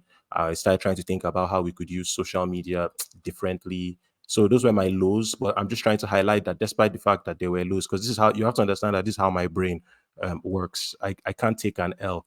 I just can't. Like I've been handed L's all my all my life, so I really can't take an L anymore. Like if it's an L, it's I'm just learning something. It's just something I need to just figure out. So I was like, why am I getting injured so much? Am I in line with my purpose? Am I in line with what I'm supposed to be doing? I've fought twice already. I already have fame. I would be going places in Abuja, Lagos, traveling around, and people would be stopping. I had like foreigners, expatriates come meet me. A guy came and met me and told me his wife is my biggest fan. She attended my fight, my first fight, and she's been following my career. I went to Lagos. People just come and meet me on the beach. People come and tell me, yo, I saw you on Super Sports. I know. So I had achieved fame and I discovered I don't want fame. I don't like it. And what am I trying to accomplish? I discovered that fame was getting in the way of that. And I felt that me still fighting, still sparring, still making all that, still pursuing that line was going against what I needed to be doing, which was creating the way for the next generation of athletes. It was no longer about me. I had already fought twice. I had already gotten famous. I had already got, like I told you before, you can't, there's no money, there's no belt, there's no legacy to be gotten from fighting as fighting exists right now. And I identified that up as early as 5 years ago, 4 years ago when I was still fighting. So when I was getting these injuries and I couldn't compete, I now started thinking to myself, okay, with all this experience we've gathered for the past 3 years, how can we flip it around so that we start creating opportunities for guys coming after me so that they have more stuff to fight for, they have better opportunities, they're better taken care of. And I started developing combat culture deeper, developed started working in behind the scenes, help some guys get signed, get some guys contracts across to the people that need to see them because of all the I have the benefit of being educated and being a fighter. So there are many different things that I can take advantage of that the regular guy just might not because he's just a guy off the streets. All he has is fighting. I have the benefit of both. So I said, okay, it's time. Let's utilize all those skills and let's see what we can create. And yeah, this is the outcome now, I guess. Interesting. So how about the highs? What would you say have been the highs so far? The highs. Well, I think working on Super Sports 2 times in a row and getting all that feedback that it was an excellent performance by myself, like that was a really humbling experience for me. I think that was definitely because you never when I started by doing back alley shows in Abuja. I used to do shows in nightclubs. I used to do any show that I could get my hands on just to clean up my analytical skills of the sport and being able to do it on that. Like I just wanted to learn because my current goal is to do analysis on ESPN beside Joe Rogan when the UFC comes to Africa. And I've been working on that for like 2.5 years now. So when I got to Super Sports, I was like, yo, we're actually in the big leagues now, bro. Like you started off from the bottom, but you are literally here. Like this is gonna be viewed live in 54 different countries, and it's your face, it's your voice, and it's also your time. Like go out there and do all the stuff that you've been doing behind the scenes when people were laughing at you, when people were making fun of you getting beaten, when you got your eye shots, when you got the stitches. It's time, go show the world what you can do. So being on that commentator's desk and then seeing people send me messages from around the world telling me, yo, you look good on camera, or yo, your analysis is spot on, or yo, I'm loving this. I can't stop watching because of you. That was a high. Doing that, then being told immediately afterwards that yo, they want me to talk to Kamaru Usman about his plans for MMA in Nigeria. That was a big high too. We talked, shook hands, he laughed, he even cracked jokes about his Leon Edwards knockout because this was after the Leon Edwards knockout, and we talked about it on camera. Oh, Like he joked, yeah, he joked about it. He told me what his plans were, and that was another moment because I remember when I was living in my parents' house in Mabushi. I know you told me that you lived in Mabushi. I didn't tell you the last time. That's where I used to live. yeah. Yeah, Yeah, my Fantastic place. parents are in Mabushi, so I Quite remember central. when. Yeah, man, it's a cool place, and it's improving as well. Like there's so much development there now. It's a really nice place. So I love the fact that yeah, it's I remember being in central. my. Yeah. Yeah, it is. It is. It is. I consider it to be one of the best places to own a house in Abuja because it's just Oh central. wow. You have access to the Mhm. roads. The power Everything. situation is good. It's nice. It's peaceful. So everything. So I would remember nights where I would be lying down in my bedroom in my parents' house editing videos for YouTube. Back then, I still cared about views. I don't care about views anymore. I don't even care about engagement or all those things. It's just about getting the work done. Just do the work. It's not. I don't. So back then, I'll be getting sad some nights. Oh, nobody watched this video. Look at how nobody cared about this. We asked them to send emails. Nobody sent this. Well, I remember when I would want to motivate myself, I would think, man, a day is going to come when I'm going to interview Kamaru Usman. And I'm talking to you now and I've done it. I've met him twice. I've worked with him. I've worked under him. I've interviewed him. And this is as early as 4 years ago. This is not like I'm saying 10 years ago. This is like how long has Kamaru Usman's time on the top been? It's just been about 3-4 years. In that period, I said, no, a day is going to come. I'm going to interview him. Keep working, keep working, keep working. And the day it was as it was happening, I remember looking at it. I was like, God, Omo, now so life be is this life? Like you can actually Dreams do become call things to reality. be. You Yeah, can create, definitely. and even worse, when the time comes, you can look at it and you'll be like, yeah, this is just another day, man. I have work to do tomorrow. Like there's more stuff to do tomorrow. When you even get there, it won't even be as much of a big deal for you anymore. And I'm like, is Exactly. this it? Is this life? This is life. So you can keep getting this every single day of your life. I'm an addict. I'm Exactly, an my addict. brother. Yeah, I'm an addict. Yeah. Mm, exactly. It's interesting how sometimes you yearn for something, you desire something so much, right? And it does happen to me a lot.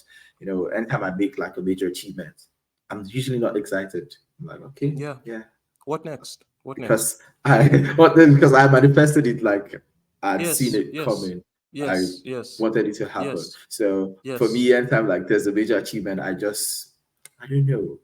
It works differently for different people. For me, I Yeah. just stay reserved. I just keep a low profile. I probably just stay alone and reflect. I don't go celebrating. Yeah. I just reflect Yeah. for a while. Yeah. It takes a while for it to kick in. I understand. Because in my head I'm like, okay, I'm already working on Mm, the next mm, thing. mm, Yeah, so I can very very mm-hmm, much mm-hmm, relate with that. It's interesting. mm-hmm. It's the journey called life, Yeah. right? But then It I see is. like you It have is. like a lot of proud moments, and of course, I do. I for I one, I'm do. proud of you. And if I'm not proud, if I wasn't Yeah. proud of you, Thank you you. wouldn't be on Thank the you. Kick This podcast.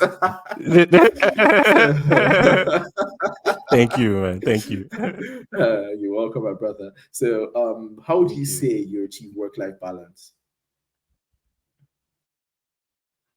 Like, how would Whoa. you say you achieve That's a work-life crazy one. balance, right? Oh. And what are your Hmm. major hobbies and personal interests? Yeah, so that's a two-in-one for Oh, you. okay. Yeah, 2 in 1. All right. So work-life balance for me is complicated because I've had to change what my expectations of certain words are. The English language, even the English language, I've had to change my expectations. I've discovered that when somebody says, "Oh, I went through a traumatic experience," and when I say I went through a traumatic experience, they both mean trauma in English language, but in terms of the weight of the experience, they may be very different things going both ways. And so these days, Mm-hmm. when people like so I think it's very important when I before I answer that a question this loaded, like how do you achieve work-life balance, to define what work-life balance is for me, because what the social general the knowledge online or whatever is, and what I have been able to carve for myself or understand for myself might be different. So for me, work-life balance is I need to get to a place where I'm always playing. I'm always playing. Literally, I need to get to that place. That's why, because and like, let me bring it back to fighting, since so much of this is tied to my combat career. When because I discovered that I didn't care about the pain, I didn't care about the soreness. I didn't care about the injuries because I was playing. I was having fun. I was loving what I was doing. So you don't even, if your left leg is paining you, you just learn how to do it with your right. And so for me now, it's become a philosophy in life. I believe that why I'm here is to discover my potential I had when I was a baby, when I was a child, and I had all that boundless curiosity, all that boundless potential inside of me before life actually started to chisel me down and break me down. I'm in a place now where and what are kids always doing? Kids are always playing. Is they're either eating, sleeping, or they're playing. They always want to play. And so now work life for me is a thing of, okay, somebody else might say you've been on the podcast for 1 hour 45 minutes. But I'm like, yo, man, we were just catching up on MMA stuff. I was just telling him about my stories. I'm having fun. It's not work anymore. If you ask me how did you do the podcast and all that stuff you do, you post every day, and you still train every day. How do you do it? I don't train. I play every single day. The play I play can just be called training, but I'm literally playing. I'm playing, doing solving problems with my mind. I'm doing memory exercises. I'm balancing on one leg. I'm running distances. I'm seeing how my heart holds up. I'm playing. I'm not training. If you ask me how the podcast, so for me, work-life balance is a thing of, okay, how much play can we fit into one day? Then how much of that play can be productive? Like how much of that play, because Nigeria has shown me the value of time. I don't have the luxury of going to the club. I don't have the luxury of womanizing because time is so valuable. It is literally, I don't have money. Even the money to say, let me go and do those things, I don't have it. Everything I have is literally going into this one thing that gives me joy while I'm here. So if you ask me, how do I achieve work-life balance? It's play. My play has become the things that give me fitness, that give me health, that give me wealth, that give me wisdom, most importantly. But I'm always playing. Even right now, as I'm talking to you, I'm storing things in my head, and I'm like, okay, how long can we hold this thing so we don't forget it? Then just when the point is about to leave my head, I bring it back. That's play. That's a jab. That's timing in fighting. That's play.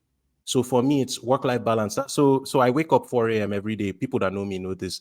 And it's so I can train. From training, I'm doing my morning routine, drinking my smoothie, I'm studying, I'm reading the news, I'm doing everything I need to do before work starts by 7. That's the most fun part of my day. When the sun is low, there's no sound. I can edit the podcast. I can record do my writing. I can do my reading. I can read my books. 7, I'm on my way to the office because my colleagues will get in around 9. So I have a 2-hour window where I can now focus on professional developments, because this is what I mean. Time, it's like I've seen that it's not enough to just be a top level MMA commentator, analyst, fighter in Mm, Nigeria. No, it's not enough to be a software developer. No, and it's not fair. But yeah, it's life. These are the cards we've been given in this country. And since I've learned that it's no longer about money, it's about time. It's like how well can we utilize this? So from work, I train in the morning, go to work, do my studies at work, come back from the office around 4 p.m. I train in the evening, do whatever else I need to do, edit, do my whatever. If I'm really in a good mood, I might drive to the park, run around the park, do my 10-kilometer run. I try to do that twice a week. I do my mobility work before sleep, do my flexibility, everything, breath work, everything. I try to make sure every day I do all those things. Why? Because I'm playing. If you ever want to see me in a place where I'm anxious, where I'm not too great, where I'm not as calm and composed as I am, now everybody compliments me on my composure, and I give God the glory for that. I've always had it. But if you want to see me anxious, I'm the worst when I'm anxious. And it always happens on the days that I rest when I'm supposed to have trained. Because for me, the anxiety, my way of pushing the anxiety out of my body, of pushing the stress out of my body, is by making myself stronger. So if I don't train, you'll see me very anxious. You'll see me complaining. You'll mm. see me worrying about the future. You'll see me saying I don't want to work. I'm too tired. I'm this. I'm that. But if I'm doing what I'm supposed to, so basically that's my how do you achieve work back like balance? I don't want to beat it too much. Play, just turn it into play. Interesting. So, like, your hobbies, right? What would you say those are? Oh, I love learning, man. I love learning. I love reading. I love learning. I love I love watching people teach. I love seeing masters at their craft in any craft, be it cooking, be it fighting, be it paragliding, snowboarding. I just love seeing because I've seen that mastery is a transferable skill, and all masters know this. And the student gets stuck in trying to be the student, but the master is a true master understands that his job is just to create more masters like him, and you get to mastery through efficiency. But it's just I love learning. I love seeing masters at work. I love reading books. I love understanding history. I love understanding the psychology of people. I like talking vulnerably with people so that they know it's not about being an inspiration or anything. It's just like everybody. I just need everybody to know. I've discovered most of us don't realize that everybody is a human being just like you. Like as grandiose as all these stories I've told you have been, every human being on this planet is going through it in their own way.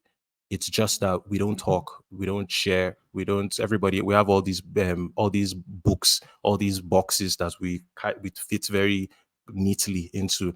And I just like to talk to people. I like people to know that you can have a beer in the evening with your friends, have a good time, and still go run 20 kilometers in the morning and be great by the afternoon and have an amazing day and have an amazing life. Like you can, because something I need to highlight for you is so one of the reasons I'm saying I like learning is because Nigeria has shaped me so much in terms of the fact that I all of us in this country are always problem solving.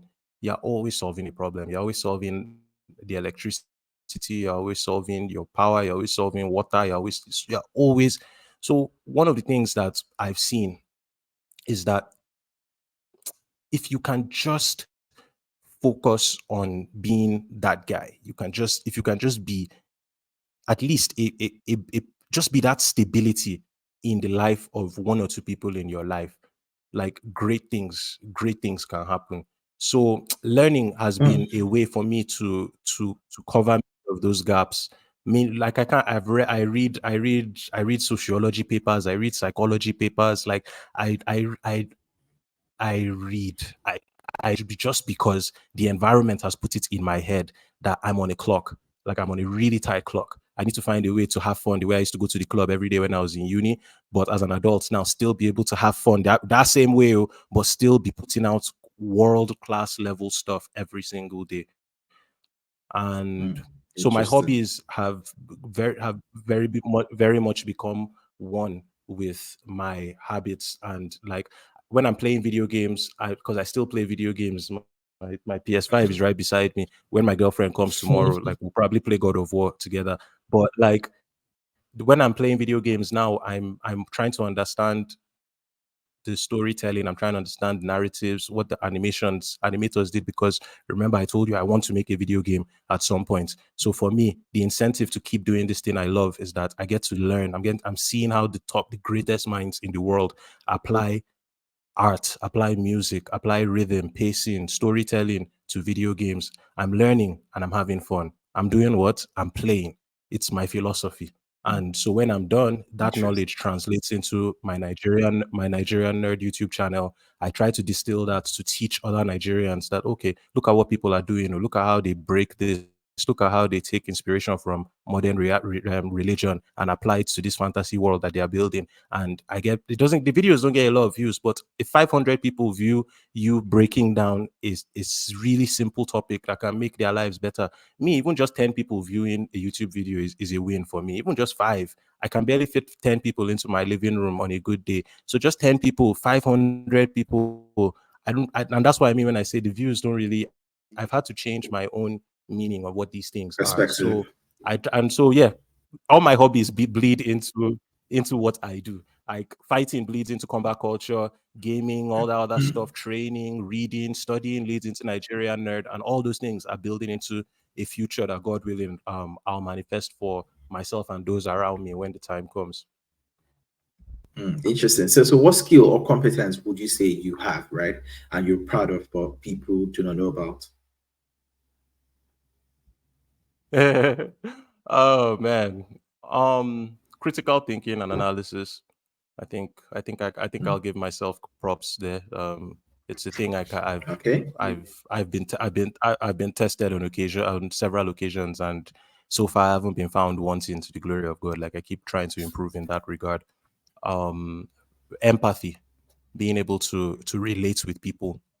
I've been able to talk to fighters from the Democratic Republic of Congo. I've spoken with fighters from the Niger Republic. I've spoken with fighters that can speak English, fighters that speak exclusively French. I need to get a translator in.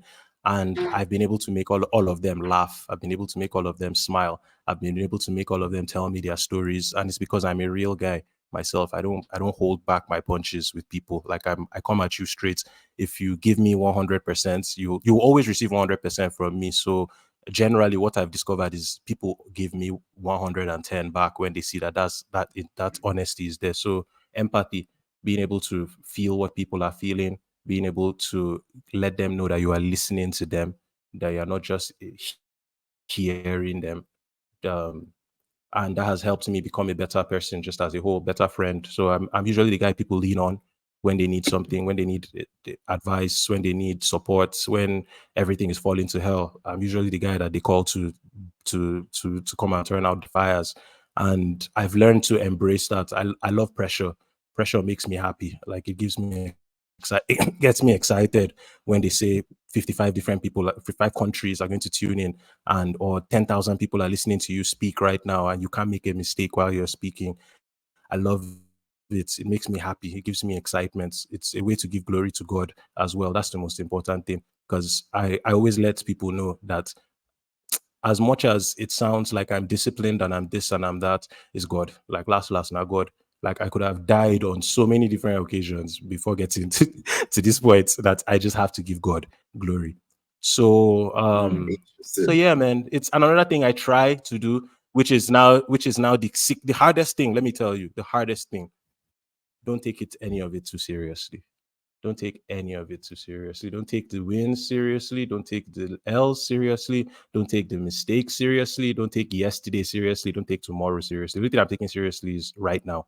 This conversation, after I'm done with this conversation, what am I doing next? And don't take any of it seriously. If people laughed at you, I looked at my old boxing videos, like hitting the bag this morning. I couldn't even watch more than 2 seconds of it. I was like, whoa. But I had the courage to post it up. And now that I'm so much better, the improvement is so much clearer. And I'm just like, yes, I'm really happy I didn't take it too seriously back then. Like I'm really happy that I didn't care when people laughed at me. I'm really happy that I didn't care when I failed, when I was making mistakes. I really don't care about those things. I didn't care. I've cried in the middle of the gym because I got beaten so hard, like tears were coming out of my eye. I've been through so much, and I've just discovered, don't take yourself too seriously, man. Like all of us are on this rock spinning in space, living by God's grace, and we're gonna die. So Interesting. just have fun every moment of the day. Yeah. Interesting. So, speaking of your critical thinking skills, and of course your empathy, we're going to put that to test in the last few questions that we have on the pod, Hmm. right? So, typically on the pod, the last Hmm. question usually is, what advice do you have for upcoming, professionals, businessmen, young people generally, in general rather, that is, what advice do you have for the young up and coming, individuals in society? So what would that be? Hmm. Okay. It's important to remember at every point in time that this is the very first time that this point in time has ever happened or will ever happen. What do I mean by that? You are literally the first of your kind. Like there's never going to be a demola ever again. 20, whenever I'm talking to you now, 2023, 23rd, there is never going to be another demola. And by virtue of that, everything that Demola is doing now, he's the first of his kind to ever do it. There's nobody else has ever done. There's never been a guy named Demola that went to the UK, did accounting, started up with this with your same background. Never. It's you. And you are very much if you look at it that way, then that means you are very much the rider of the horse and the horse at the same time. You are both the captain of the ship and the ship at the same time. And what that means is that you should make it a priority to do everything that you are supposed to be doing. Make it a priority to do all the things that Oche is supposed, because nobody else is going to do what Oche. This is the only Oche Edache that has ever lived and is alive at 2023 and is an MMA podcaster and is this and that and that. Okay, so we know who Oche is, right? Let's go do what Oche is supposed to be doing. I'm not asking the question of what am I supposed to be doing, or no. I have the benefits now of knowing what I'm supposed to be doing. I've suffered. I've gone through all these experiences that I laid out for you. Really life altering experiences that have shaped me. And now the benefit of that is I know what I'm supposed to do. And so now that I know it, why don't I just go and do it? It might mean waking up early in the morning. It might mean reading new topics and learning new skills. It might mean studying what the greatest minds in commentary and analysis in combat sports do. How do they pace themselves? How do they talk? How do they analyze the situation? It also means innovating. It means putting my Oche into everything I do. It means this podcast has to be the only podcast that sounds like Oche Charles Edache with King Dems ever. It's going to be in the annals of history. That's how I look at it. It's I gave my best. I gave my best for these 2 hours and 1 minute now that we've just hit. It doesn't matter how many people watch. What matters is I gave you my full uninterrupted attention. I've won. I've won. This is it has shaped the rest of my morning. Why Oche did what Oche was supposed to do. So it sounds like really old man village advice, but if I this is how I get things done. It's how I get things done. You will know when you need to train. You will know when you are unfit.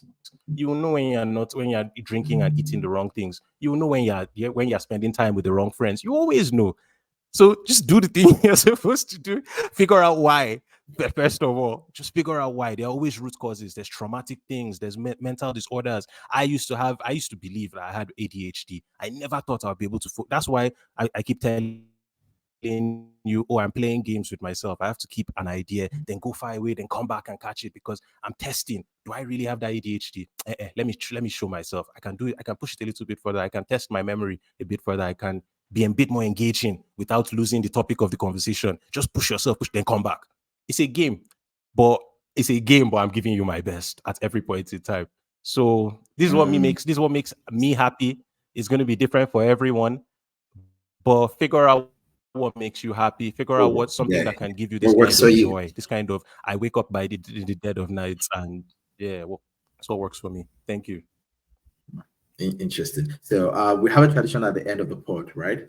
So the previous guest leaves a question for the next guest, and of course, the current guest leaves a Mm, question for the next. So the question that has been left for you is a question from Nancy Corsa. She is the CEO and founder of the Black Business Enterprises in the United States. They have presence in, I think, about 48 states in the United States. And she is a very influential Black woman, right? She has done a mm, lot for the Black community. And she's dropping this mm. question for you. It's a very simple one. She says, "What would you do to end world hunger?" All right, so hunger can be described in many different ways. There's the most literal sense, which is physical sustenance.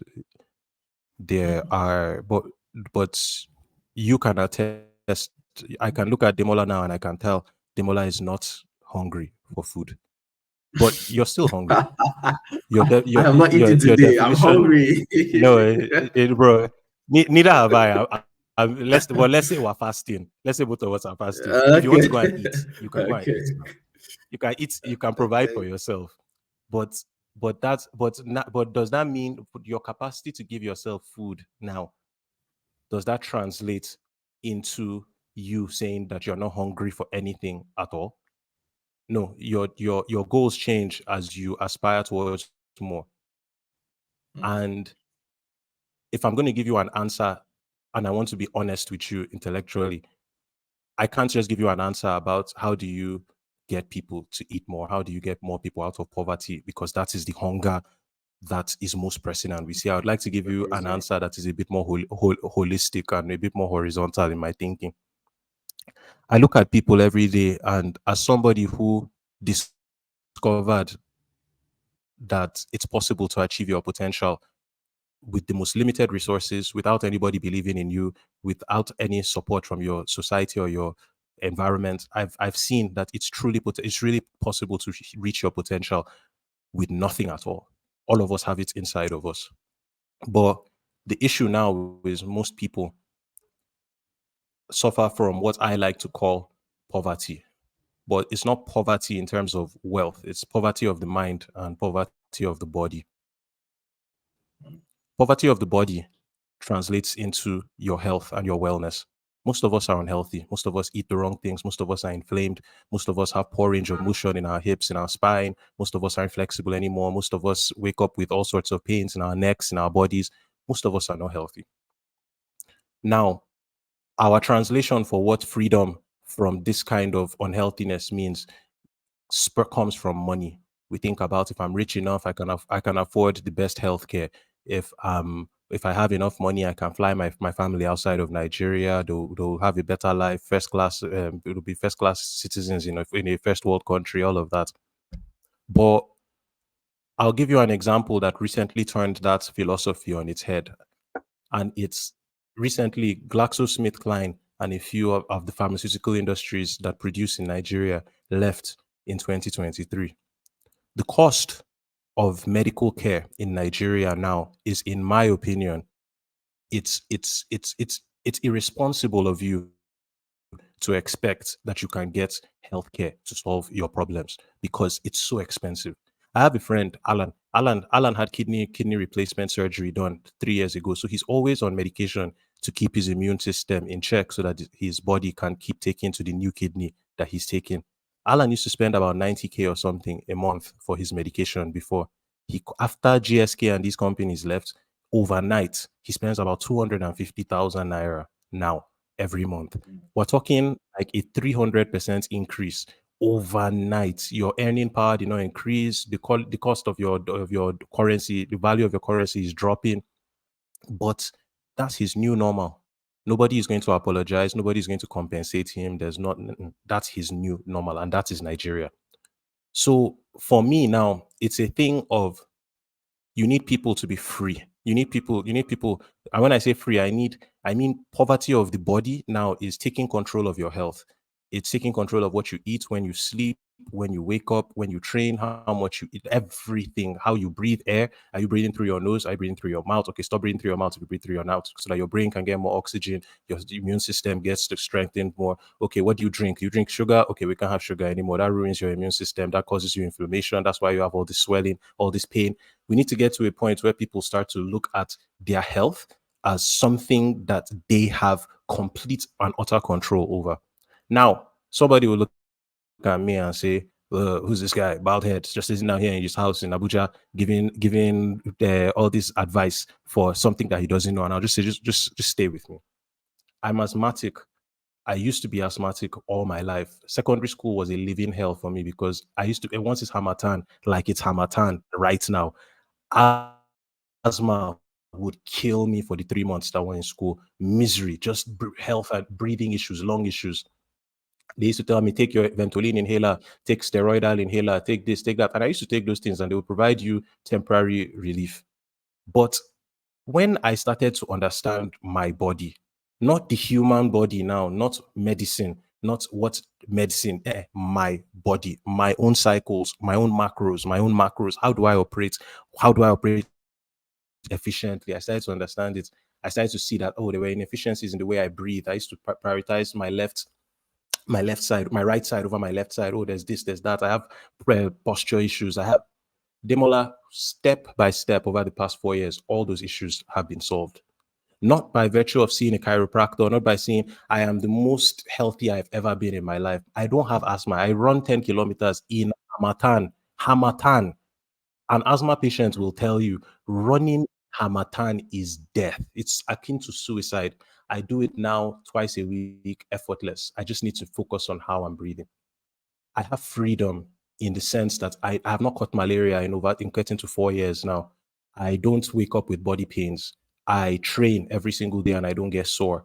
I don't lose my consistency for anything because there's a freedom that my body has now afforded me. I'm supple, I'm malleable, I'm able to adapt to my environment. When there's no light, boom. If I don't need to go to the gym anymore, I set up a gym at home, as I told you before. I have freedom. I can truly speak to the fact that you can be free of your body despite your limitations. Mosquito they bite me. When I dey come out, mosquito they bite me. It's not a thing of you they spray your house, mosquito no they bite. Mosquito they bite me.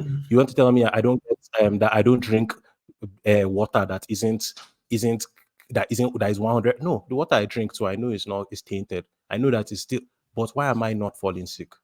Why am I healthy? I understand my body. And that's the first freedom I feel everybody. If you can give, because me now, I ask people, what's the difference between what I'm telling you and you going to a church and a pastor touches your head and then gives you this thing that he wants you to do at a specific time every day. And then every day you do it for like 3 weeks and they say, on the third week, pastor, my neck stopped paining me. Oh. I could now walk. My knee is no longer paining me. I always used to wake up by that 3 a.m. and do that exercise that you used to tell me to do. What? It's a what? It's a miracle. But if I come at you now and tell you, no, no, no, we can actually look at this and work on it together, and we'll get your knees straight, we'll get your back straight, we'll get your eyesight sharper, we'll get your reaction time, we'll get your lungs stronger, we'll get your cardiovascular. You will tell me, no, I'm coming with all this mumbo jumbo, all these things. It's not. But if somebody else with a religious backing of an institution does it, it's so basically freedom of of the body, then freedom of the mind. This is what I want to round up on. The only way you can get people to no longer be poor, to no longer be poor, is to let them understand that there is an entire universe of potential laying dormant inside of them. And your job as a friend, as a brother, as a Nigerian, as an African, should be to educate them on the power that they have inside of their mind. If they can utilize the tools at their disposal, if they can teach themselves key skills that they are passionate about, the way I taught myself and I went to seek out teachers in combat because I was passionate about combat, and it has given me a layer of freedom that most people may never experience. That's the same way anybody can achieve it. It's literally just about taking advantage of what is inside of you. So you need to educate people on how to educate themselves. I'm not saying educate people on being programmers. I'm not, no, you people need to learn how to learn. Like you need to be able to look at life as a series of transferable skills. Okay, I have all these good interpersonal skills as a podcaster. How can I translate that as a salesperson? How can I translate that as a anything? It's just transferable skills, but you can only achieve that level of freedom if your mind is open, if you're able to take on new ideas, if you are not poor mentally. So a question that I will, since I know I'm going to send my own, because I have my own ideas for a lot of these things. It's Yes. why uh, I What teach question are so you leaving much, for the next and person?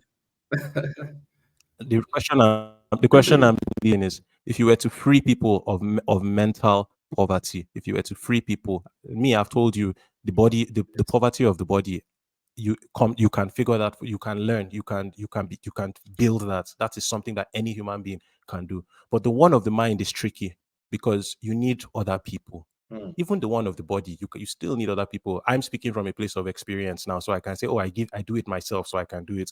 But before I got here, I had a slew, like series of coaches, from Mayo Icebox Okunu to Marcos Cortez to Shegs Ogunoiki to Chidi B-Boy the Mill Nwanko. All these people Shout out to coached me, Shegs. and I shout outs to all these guys. Shout outs to Sheg, shout outs to Taurus Martial Arts. And but I have my own thing now that is now uniquely mine, and I've infused it into it, and it's now giving me dividends. So my question to the next guest is, how would you free people from the poverty that they experience in their minds? That's it. Hmm. How do you free people from the poverty of the mind, right? That will be the Yes. question for the next guest. And they've got their work cut out of them. Wow. Of course, with that, we come Hmm. to the end of the pod today. It's been a really long and interactive session, right? And it's been very insightful, very inspirational, at some point emotional as well. But really, Yeah, I yeah, am yeah, always very, very big on gratitude, right? I have a very big attitude of gratitude. And with that, I would like to say a very, very, very big thank you, Young Jollof, for your time. I was telling somebody yesterday, the unit of measurement of life is time. And when somebody wastes your time, they waste your life, right? yes, So thank you very much for yes, sharing your yes, life with us on the Kingdoms podcast, right? And the yeah, sharing of your yeah. life is actually going to be very inspirational to people who are going to listen to this. Uh, Thank you very much. I wish you the very best in all of your future endeavors. God bless you, my Thank brother. you, Keep thank you, killing my it. brother. Thank you, man. Thank you, thank you. Okay, I'll give you an opportunity. Do you want to give anybody a shout out before we hit end of Oh, recording? shout out to my girlfriend Christina Lewis Faltas. Kai, like without my babe, damn, like this would be so much harder. But she's a consistent, constant force of reassurance and inspiration and support. And Omo, I cannot wait to see her tomorrow, man. So yeah, shout outs to my babe, shout outs to my family, because my family too. I've had the pleasure of being looked at as the neighborhood fool, like the guy that is just doing the thing that people are like, why the hell are you doing this? You're getting hurt, you're getting beaten.